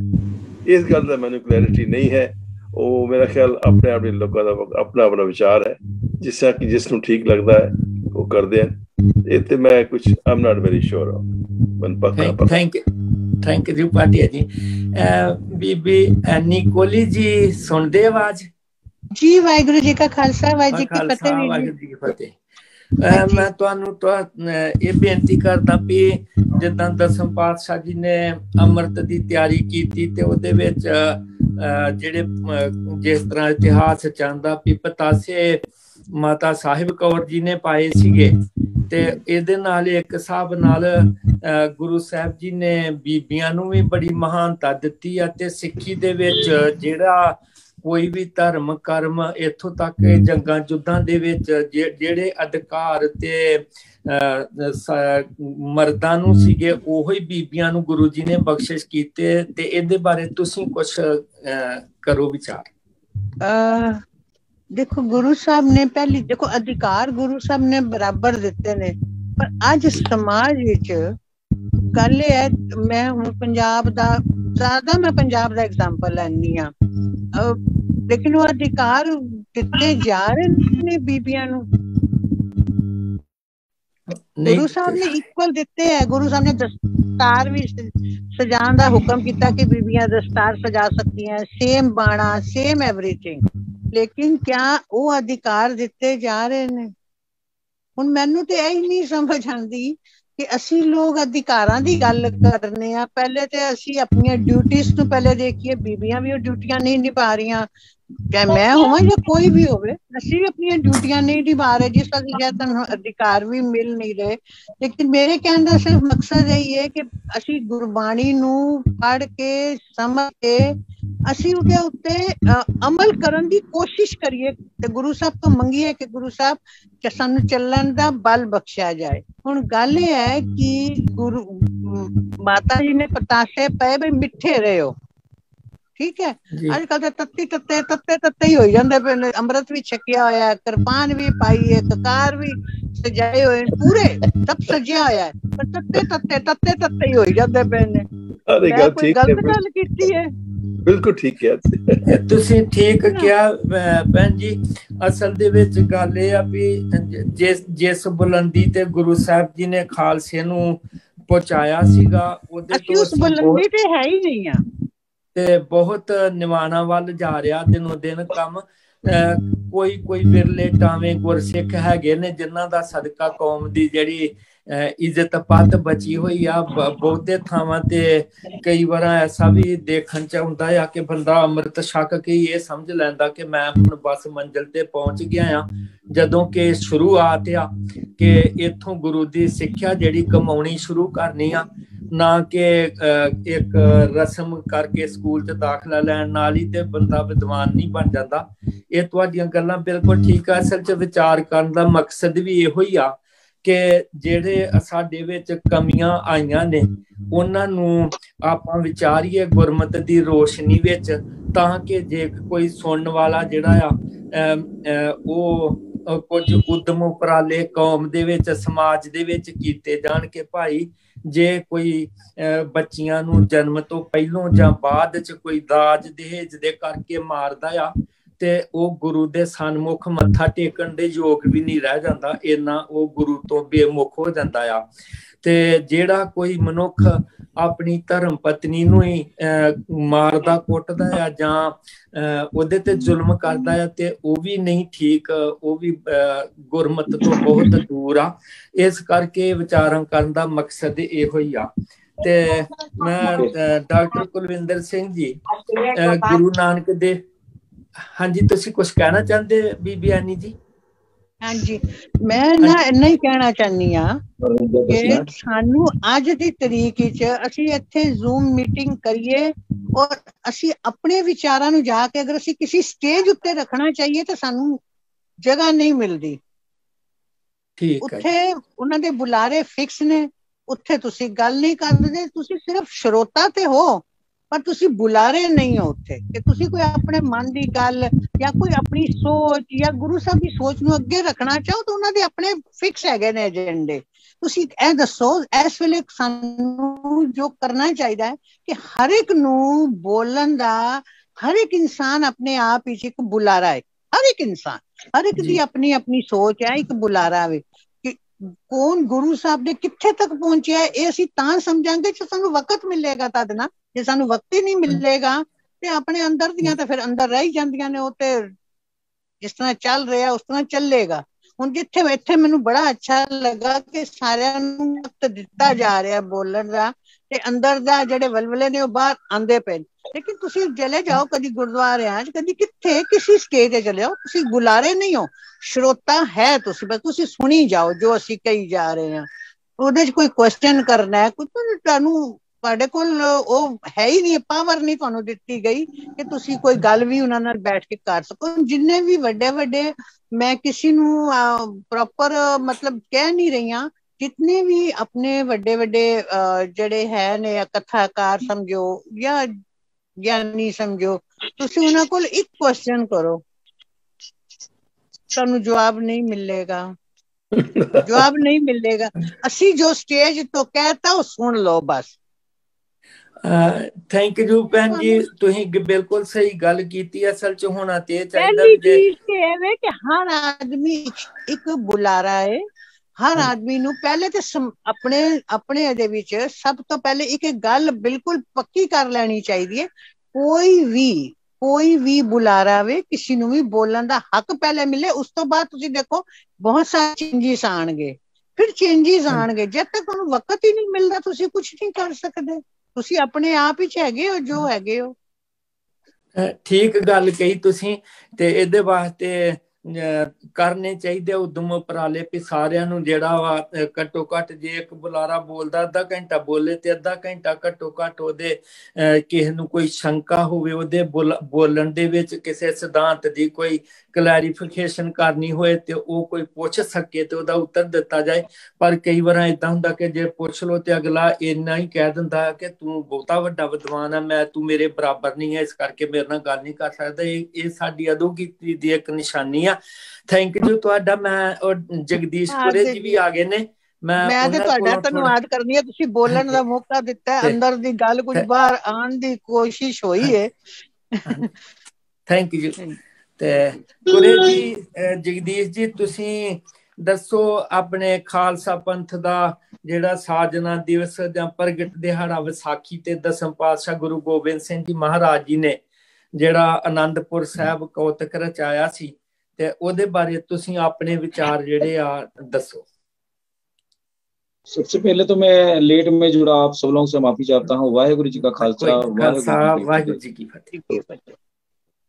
देखिए, गुरुओं ने जो हमें जो मार्ग बताया है और ये जो खालसा पंथ की जो स्थापना गुरु गोविंद सिंह जी ने की, सच्चे पातशाह ने की, वो बहुत सोच समझ के ही की होगी, क्योंकि मानवता को जोड़ने के लिए और इस दुनिया में जो ह्यूमैनिटी है उसको जोड़ने के लिए ये जो पंथ की स्थापना की गई वह ये गुरु की एक बहुत लंबी सोच रही होगी। क्योंकि जिस ढंग से प्रकृति में भी हर चीज का दो रूप है, शेर है तो शेरनी है, मोर है तो मोरनी है, स्त्री है तो पुरुष है, तो उसकी एक अलग पहचान प्रकृति ने बनाई है, उसका रंग रूप। उसी तरीके से पुरुषों की जो रूप रंग है, जो सिंह सजते हैं, हम पगड़ी धारण करते हैं, केस रखते हैं, कृपान करते हैं, इसके पीछे भी एक प्रकृति का कुछ गुरुजियों को ये अनुभव रहा होगा, तभी उन्होंने सिंह सजने की बात कही।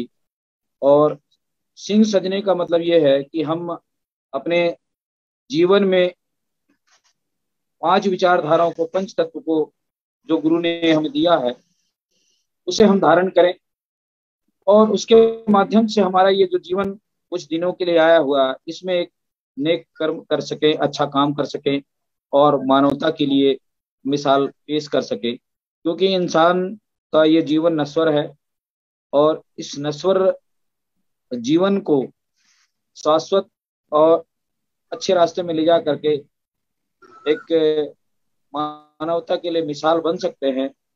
क्योंकि जो मार्ग ही है जो हम एक दूसरे के लिए उदाहरण बनते हैं। इंसान जब रहता है तो उसकी याद नहीं की जाती है, लेकिन जब चला जाता है तो उसे याद करते हैं उनके कर्मों से।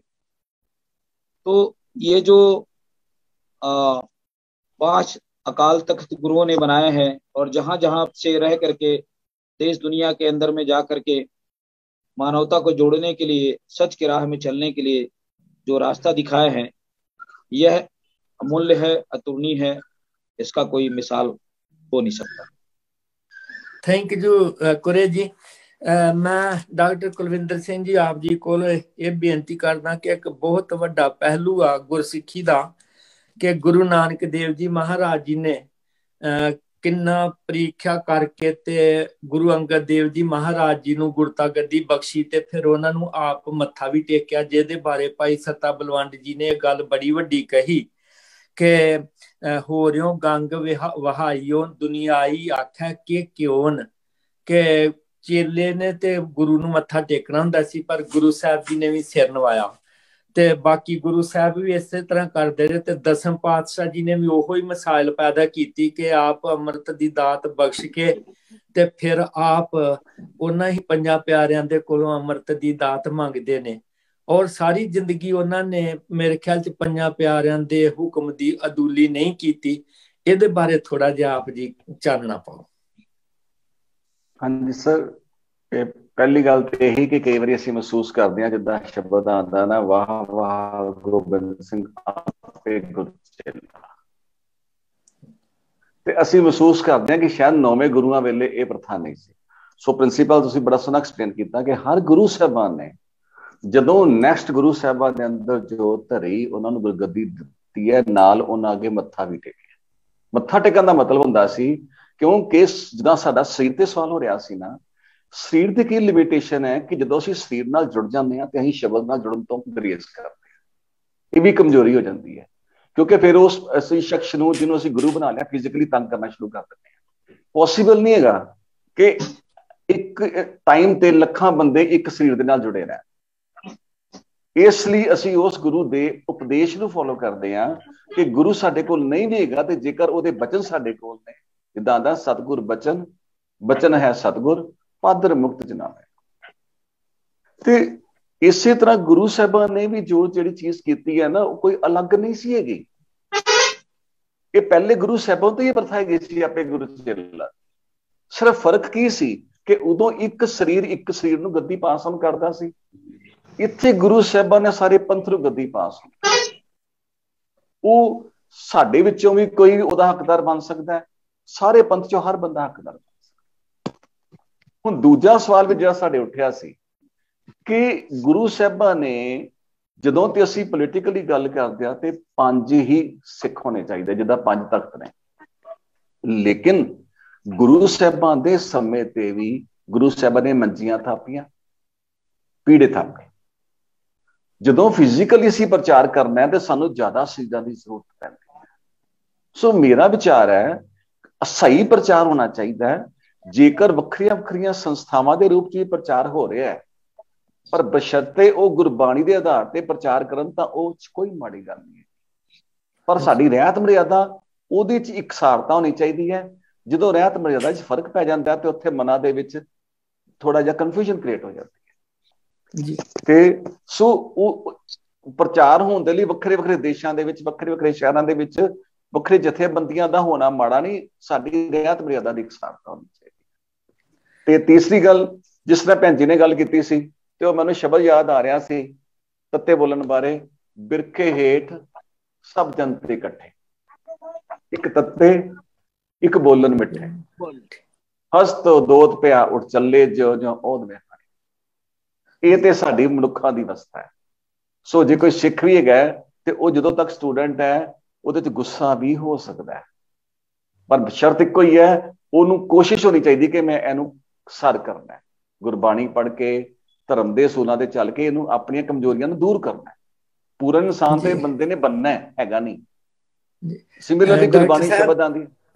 Thank you. ਤੁਹਾਡਾ ਟਾਈਮ ਜਿਹੜਾ ਨਾ ਹੁਣ ਉਹ ਸਮਾਪਤੀ ਵੱਲ ਚਲੇ ਗਿਆ, ਤੇ ਮੈਂ ਇਹ ਸੋਚਦਾ ਵਾਂ ਵੀ 2-2 ਮਿੰਟ ਆਪਣੇ ਮਿੰਟ ਸਾਰੇ ਹੀ ਆਪਣੀ, ਜੇ ਕੋਈ ਗੱਲ ਕਿਸੇ ਨੂੰ ਜਾਪਦਾ ਕਿ ਕੋਈ ਰਹਿ ਗਈ ਹੈ ਜਾਂ ਕਰਨ ਵਾਲੀ ਆ, ਤੇ ਉਹਦੇ ਬਾਰੇ ਸੰਖੇਪ ਦੇ ਵਿੱਚ ਸਾਰੇ ਹੀ, ਮੈਂ ਪਹਿਲਾਂ ਸਭ ਤੋਂ ਪ੍ਰੋਫੈਸਰ ਸੁੱਚਾ ਸਿੰਘ ਜੀ ਨੂੰ ਬੇਨਤੀ ਕਰਦਾ ਕਿ ਕੋਈ ਗੱਲ ਰਹਿ ਗਈ, ਜਾਂ ਉਦਾਂ ਤੇ ਪਤਾ ਬਹੁਤ ਕੁਝ ਰਹਿ ਜਾਂਦਾ ਆ, ਪਰ ਫਿਰ ਵੀ ਜਿਹੜੀ ਕੋਈ ਜ਼ਰੂਰੀ ਗੱਲ ਕਰਨ ਵਾਲੀ ਹੋਵੇ ਤੇ ਉਹ ਆਪ ਜੀ ਜ਼ਰੂਰ ਕਿਰਪਾ ਕਰੋ। ਜੀ ਸਰ, ਮੈਂ ਨਾ ਜੀ ਬੇਨਤੀ ਕਰਨੀ ਚਾਹੁੰਦਾ ਕਿ ਇਹ ਜਿਹੜਾ ਵਿਸ਼ਾ ਅੱਜ ਅਸੀਂ ਸਾਰਿਆਂ ਨੇ ਗੱਲ ਕੀਤੀ ਹੈ ਨਾ ਜੀ, ਗੱਲ ਬਹੁਤ ਸੋਹਣੀ, ਸਾਰਿਆਂ ਨੇ ਆਪਣੀ ਗਿਆਨ ਜਿਹੜਾ ਸ਼ੇਅਰ ਕਰਕੇ ਬਾਕੀ ਸਾਰਿਆਂ ਦੇ ਗਿਆਨ ਦੇ ਵਿੱਚ ਵਾਧਾ ਕੀਤਾ ਹੈ, ਇਹ 'ਚ ਕੋਈ ਸ਼ੱਕ ਨਹੀਂ। ਇਸ ਵਿਸ਼ੇ ਦੇ ਉੱਤੇ, ਸੇਮ ਇਸੇ ਵਿਸ਼ੇ ਦੇ ਉੱਤੇ ਮੇਰਾ ਖਿਆਲ ਘੱਟ ਤੋਂ ਘੱਟ ਇੱਕ ਸੈਸ਼ਨ ਤੇ ਅਗਲਾ ਜ਼ਰੂਰ ਹੋਣਾ ਚਾਹੀਦਾ, ਪੂਰਾ 1 ਘੰਟਾ। ਜੇ ਫਿਰ ਵੀ ਲੋੜ ਪਵੇ ਤਾਂ ਬਹੁਤ, ਹਾਲੀ ਵੀ ਇਸ ਚੀਜ਼ ਦੀ ਜ਼ਰੂਰਤ ਹੈਗੀ, ਲੋੜ ਗੱਲ ਕਰਨ ਦੀ। ਜਿਹੜੇ ਡਾਕਟਰ ਸਾਹਿਬ ਕੁਲਵਿੰਦਰ ਸਿੰਘ ਜੀ ਹੋਰਾਂ ਨੇ ਬੇਨਤੀ ਕੀਤੀ, ਮੈਂ ਉਹ ਨਹੀਂ ਕਿਹਾ ਸੀਗਾ ਜੀ ਕਿ ਜਿਹੜਾ ਬਈ ਜਥੇਬੰਦੀਆਂ ਨਾ ਹੋਣ ਸੇਵਾ ਕਰਨ ਦੇ ਵਾਸਤੇ, ਪ੍ਰਚਾਰ ਕਰਨ ਦੇ ਵਾਸਤੇ। ਮੇਰਾ ਮਕਸਦ ਗੱਲ ਸੀ ਕਿ ਜਿਹੜਾ ਗੁਰੂ ਹੈ ਨਾ ਜੀ, ਗੁਰੂ ਦਾ ਪਾਠ ਅਦਾ ਕਰਨਾ, ਜਿਹੜਾ ਅੰਮ੍ਰਿਤ ਛਕਾਉਣ ਦਾ ਮਤਲਬ ਇਹ ਹੈਗਾ ਆ ਕਿ ਸਿੱਖ ਬਣਾਉਣਾ, ਸਿੱਖ ਨੂੰ ਗੁਰੂ ਦੀ ਦੀਖਿਆ ਦੇ ਕੇ ਸਿੱਖੀ ਦਾਇਰੇ ਦੇ ਵਿੱਚ ਲਿਆਉਣਾ, ਕਿਸੇ ਨੂੰ ਸਿੱਖ ਬਣਾਉਣਾ ਹੈ ਨਾ, ਉਹ ਪਾਠ ਜਿਹੜਾ ਆ ਉਹ ਗੁਰੂ ਦਾ ਕੰਮ ਹੈ। ਤੇ ਗੁਰੂ ਜਿਹੜਾ ਆ ਉਹ 2 ਨਹੀਂ ਹੋ ਸਕਦੇ, ਗੁਰੂ ਇੱਕੋ ਹੀ ਹੋ ਸਕਦਾ। ਮੇਰਾ ਮਤਲਬ ਇਹ ਫਰਮ ਬਿਲੀਫ ਹੈਗਾ।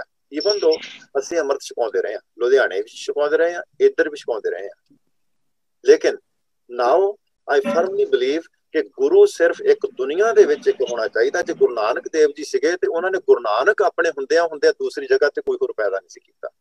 ਗੁਰੂ ਗੋਬਿੰਦ ਸਿੰਘ ਜੀ ਨੇ ਸਰੀਰਕ ਤੌਰ ਤੇ ਕਿੰਨੀ ਦੂਰ ਤੱਕ ਚੱਲ ਕੇ ਗਏ ਹੈ, ਲੇਕਿਨ ਉਹਨਾਂ ਨੇ ਗੁਰੂ ਗੋਬਿੰਦ ਸਿੰਘ ਦੂਸਰਾ ਸਰੀਰ ਨੂੰ ਉਸ ਵੇਲੇ ਪੈਦਾ ਕੀਤਾ ਸੀਗਾ। ਇਹ ਮੇਰਾ ਕਹਿਣਾ ਹੈ ਜੀ। ਸੋ ਇਸ ਵਾਸਤੇ ਨਾ ਜੀ ਦੇਖੋ, ਹੁਣ ਪੋਪ ਇੱਕ ਹੈਗਾ, ਸਾਰੀ ਦੁਨੀਆ ਦੇ ਵਿੱਚ ਜਾਂਦਾ ਤੇ ਉਹਦੇ ਵਾਸਤੇ ਸਾਰੇ ਦੇਸ਼ਾਂ ਤੋਂ ਲੋਕ ਇਕੱਠੇ ਹੋ ਕੇ ਆਉਂਦੇ ਆ, ਤੇ ਸਾਡੇ ਜਦੋਂ ਜਥੇਦਾਰ ਆਉਂਦੇ ਆ ਤੇ ਲੋਕ ਪ੍ਰੋਟੈਸਟ ਕਰਨ ਜਾਂਦੇ ਅੱਗੇ, ਸਾਡੇ ਆਪਣੇ ਲੋਕ, ਸਾਡੀ ਇਹ ਹਾਲਤ ਕਿਉਂ ਹੈ? ਕਿਉਂਕਿ ਸਾਡਾ ਗੁਰੂ ਇੱਕੋ ਜੀ। ਇਹਦੇ ਬਾਰੇ ਗੱਲ ਹੋਣੀ ਚਾਹੀਦੀ ਹੈ। ਮੈਂ ਬਸ ਸਿਰਫ ਬੇਨਤੀ ਕਰਦਾ ਕਿ ਜਿਹੜੀ ਮੇਰੀ ਆਵਾਜ਼ ਆ ਰਹੀ ਹੈ, 4 ਕੁਰੈਤਾਂ ਤੇ ਜਿਹੜਾ ਭੈਣ ਜੀ ਹੋਰਾਂ ਨੇ ਗੱਲ ਕੀਤੀ, ਉਹਨਾਂ ਦੇ ਉੱਪਰ ਬਹੁਤ ਲੰਬੀ ਗੱਲ ਹਾਲੇ ਹੋਣ ਦੀ ਜ਼ਰੂਰਤ ਹੈ, ਤੇ ਮੈਂ ਇੱਥੇ ਮਾਫੀ ਚਾਹੁੰਦਾ। ਠੀਕ ਹੈ ਜੀ, thank you professor Sahib ji, ਬਹੁਤ ਵਧੀਆ।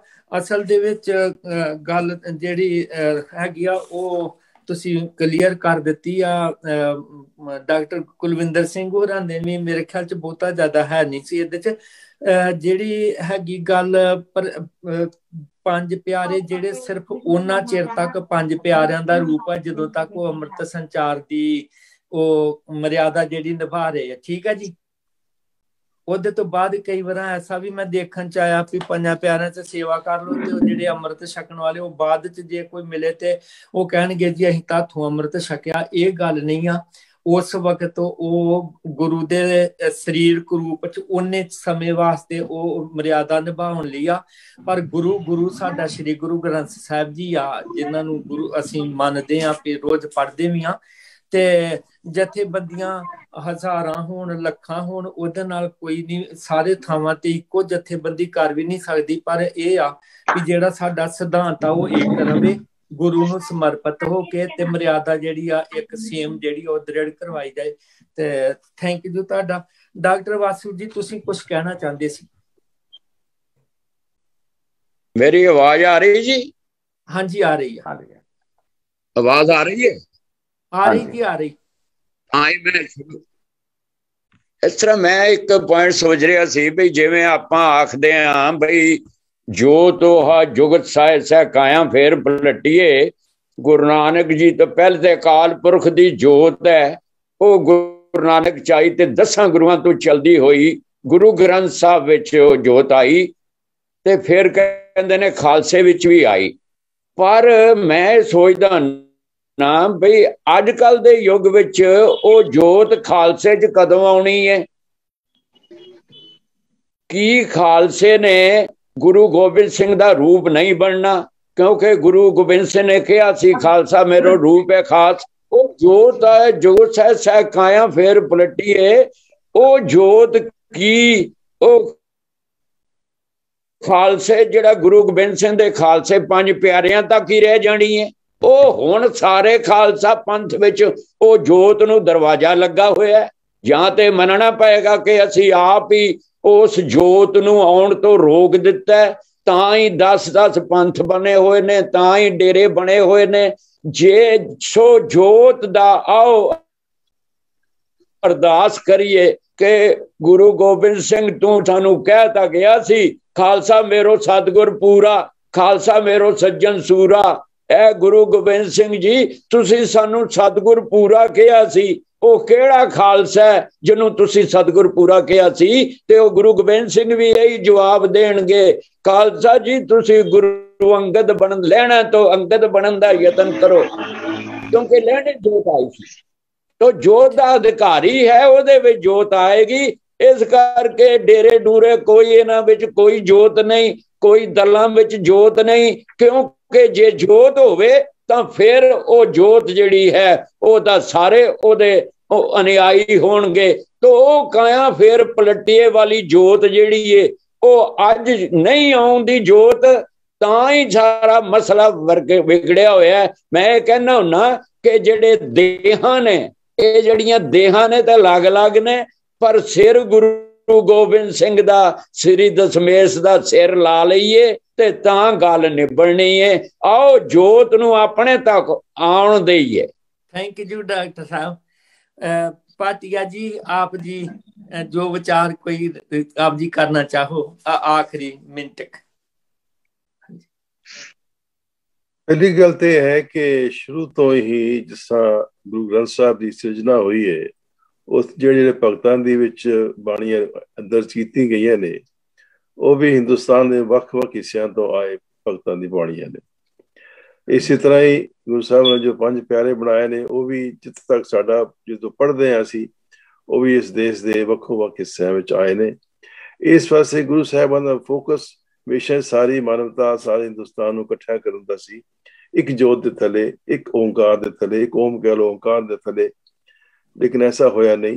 लेकिन गुरु खालसा का जो मेन पर्पस सी टू क्रिएट रोल मॉडल जिहड़े के सारे गुण उन्हां विच होण, कोई कुरैता भी ना होण, एक बड़े आदर्श जीवन वाले वो खालसे बनन। और जिस तरह कृपान की गल है, कृपान ठीक है लड़ाई वास्ते भी उदों लोड़ पई, लेकिन अजकल भी देखो अजकल संसार दे विच जिन्ने प्रिंसेस ने फॉर एग्जाम्पल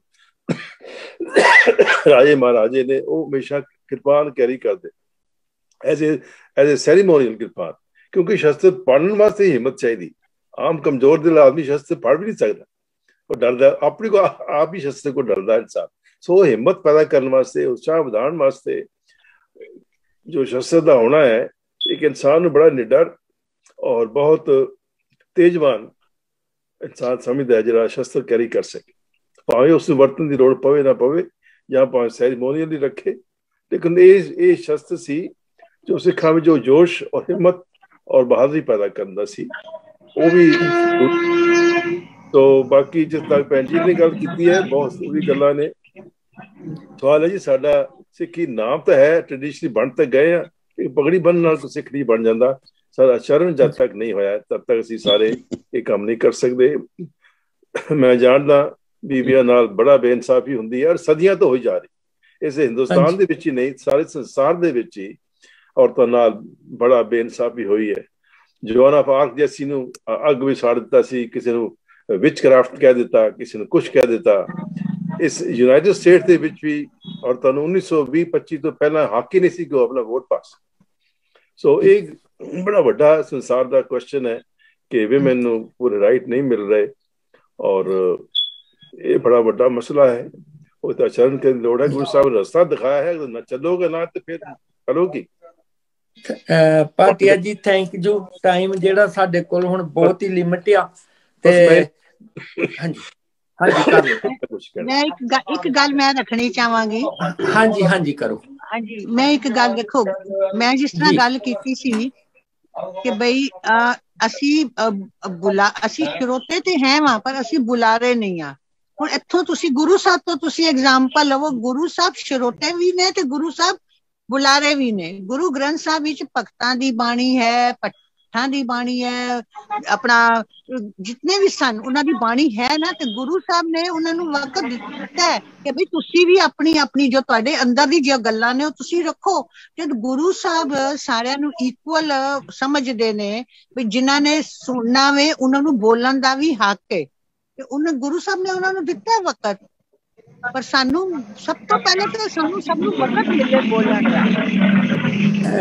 ਠੀਕ ਹੈ ਭੈਣ ਜੀ, ਵਾਹਿਗੁਰੂ ਕਿਰਪਾ ਕਰੇ ਕੌਮ ਦੇ ਵਿੱਚ ਜਾਗਰਤੀ ਆਵੇ ਤੇ ਜਿਹੜੇ ਤੁਸੀਂ ਗੱਲਾਂ ਕਰ ਰਹੇ ਹੋ ਇਹਨਾਂ ਤੇ ਪਹਿਰਾ ਦਿੱਤਾ ਜਾਵੇ ਕਿ ਬੀਬੀਆਂ ਨੂੰ ਵੀ ਬਰਾਬਰ ਦਾ ਹੱਕ ਬੋਲਣ ਦਾ ਵੀ ਦਿੱਤਾ ਜਾਏ, ਤੇ ਹੋਰ ਪ੍ਰਬੰਧਕ ਕਮੇਟੀਆਂ 'ਚ ਵੀ ਥੋੜਾ ਜਾਗਰਤੀ ਆ ਰਹੀ ਆ, ਪਰ ਅਜੇ ਬਹੁਤ ਪਿੱਛੇ ਅਸੀਂ। ਥੈਂਕ ਯੂ ਤੁਹਾਡਾ। ਤੇ ਮੈਂ ਬੇਨਤੀ ਕਰੂੰਗਾ ਜਗਦੀਸ਼ ਜੀ, ਤੁਸੀਂ ਕੋਈ ਅੰਤਮ ਬਚਨ ਜਿਹੜੇ ਆ ਇਸ ਸੈਸ਼ਨ ਦੇ ਆਪਣੀ ਕਰੋ ਸਾਂਝੇ। ਜਗਦੀਸ਼ ਕੁਰੇ ਜੀ।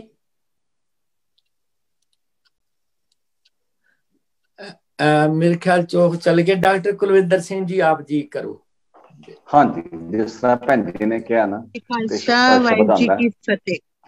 ਖਾਲਸਾ ਵਾਹਿਗੁਰੂ ਜੀ ਕੀ ਫਤਿਹ। ਹਾਂਜੀ, ਸ਼ਬਦ ਆਂਦਾ ਹੈ, ਜਾਏ ਪੁੱਛੋ ਸੁਹਾਗਣੀ ਤੁਸੀਂ ਰਾਵਿਆ ਕਿੰਨੀ ਗੁਣੀ, ਸਹਿਜ ਸੰਤੋਖ ਸਿਗਾਰਿਆ ਮਿੱਠਾ ਬੋਲਣੀ। ਇਹ ਸਾਡੇ ਸਾਰੇ ਸਿੱਖਾਂ ਲਈ ਗੁਰੂ ਸਾਹਿਬ ਦਾ ਉਪਦੇਸ਼ ਹੈ। ਸਿਮਰਨ ਲਈ ਸ਼ਬਦ ਆਂਦਾ ਹੈ, ਕਵਨ ਸੋ ਅੱਖਰ ਕਵਨ ਗੁਣ ਕਵਨ ਸੋ ਮਨੀਆ ਮੰਤ ਕਵਨ ਸੋ ਵਿਸੋ ਹਉ ਕਰੀ ਜਿਤ ਵਸ ਆਵੇ ਕੰਤ। ਤੇ ਜਵਾਬ ਹੈ ਗੁਰਬਾਣੀ ਵਿੱਚ ਹੀ, ਨਿਵਨ ਸੋ ਅੱਖਰ ਖਵਨ ਗੁਣ ਜੇਬਾ ਮਣੀਆਂ ਮੰਤ, ਇਹ ਤਰੇ ਭੈਣੈ ਵੇਸ ਕਰ ਤਾਂ ਵਸ ਆਵੇ ਕੰਤ। ਸਿਮਰਨ ਲਈ ਮਿੱਠਾ ਬੋਲਣ ਤੇ ਹੈ, ਮਿੱਠ ਬੋਲੜਾ ਜੀ ਹਰ ਸੱਜਣ स्वामी मोरा हाँ संभल थकी जी वो कदे ना बोले कोड़ा। That's all. थैंक यू आप जी दा सारे दा। डॉक्टर कृपाल सिंह जी तुसी कुछ कहना चाहते करो कोशिश जे आवाज आ जावे। ठीक आई जाए बहुत thank you Gyani Dharam Singh ji for taking over and conducting such a beautiful session, and we will continue discussion further advanced discussion on the same subject next Wednesday. So thank you very much. मैं फिर doctor साहब जी का विशेष तौर पर धन्यवाद ते सारे जिन्होंने ने पार्टिसिपेट किया बहुत बहुत धन्यवाद। ते अपने लिए मैं खिमा भी चाहना कि मैं पहली बार आई डॉक्टर साहब का हुक्म मन के किया, बड़ियां गलतियां हुई होनियां ते खिमा कर देना। सारे स्रोतियां दा दर्शकों का भी बहुत बहुत धन्यवाद। ते इस तरह ही जिवें डॉक्टर साहब ने दस्या कि अगला सैशन भी इसे ही विषय ते होएगा, भुलां चुकां दी खिमा। वाहिगुरू जी का खालसा, वाहिगुरू जी की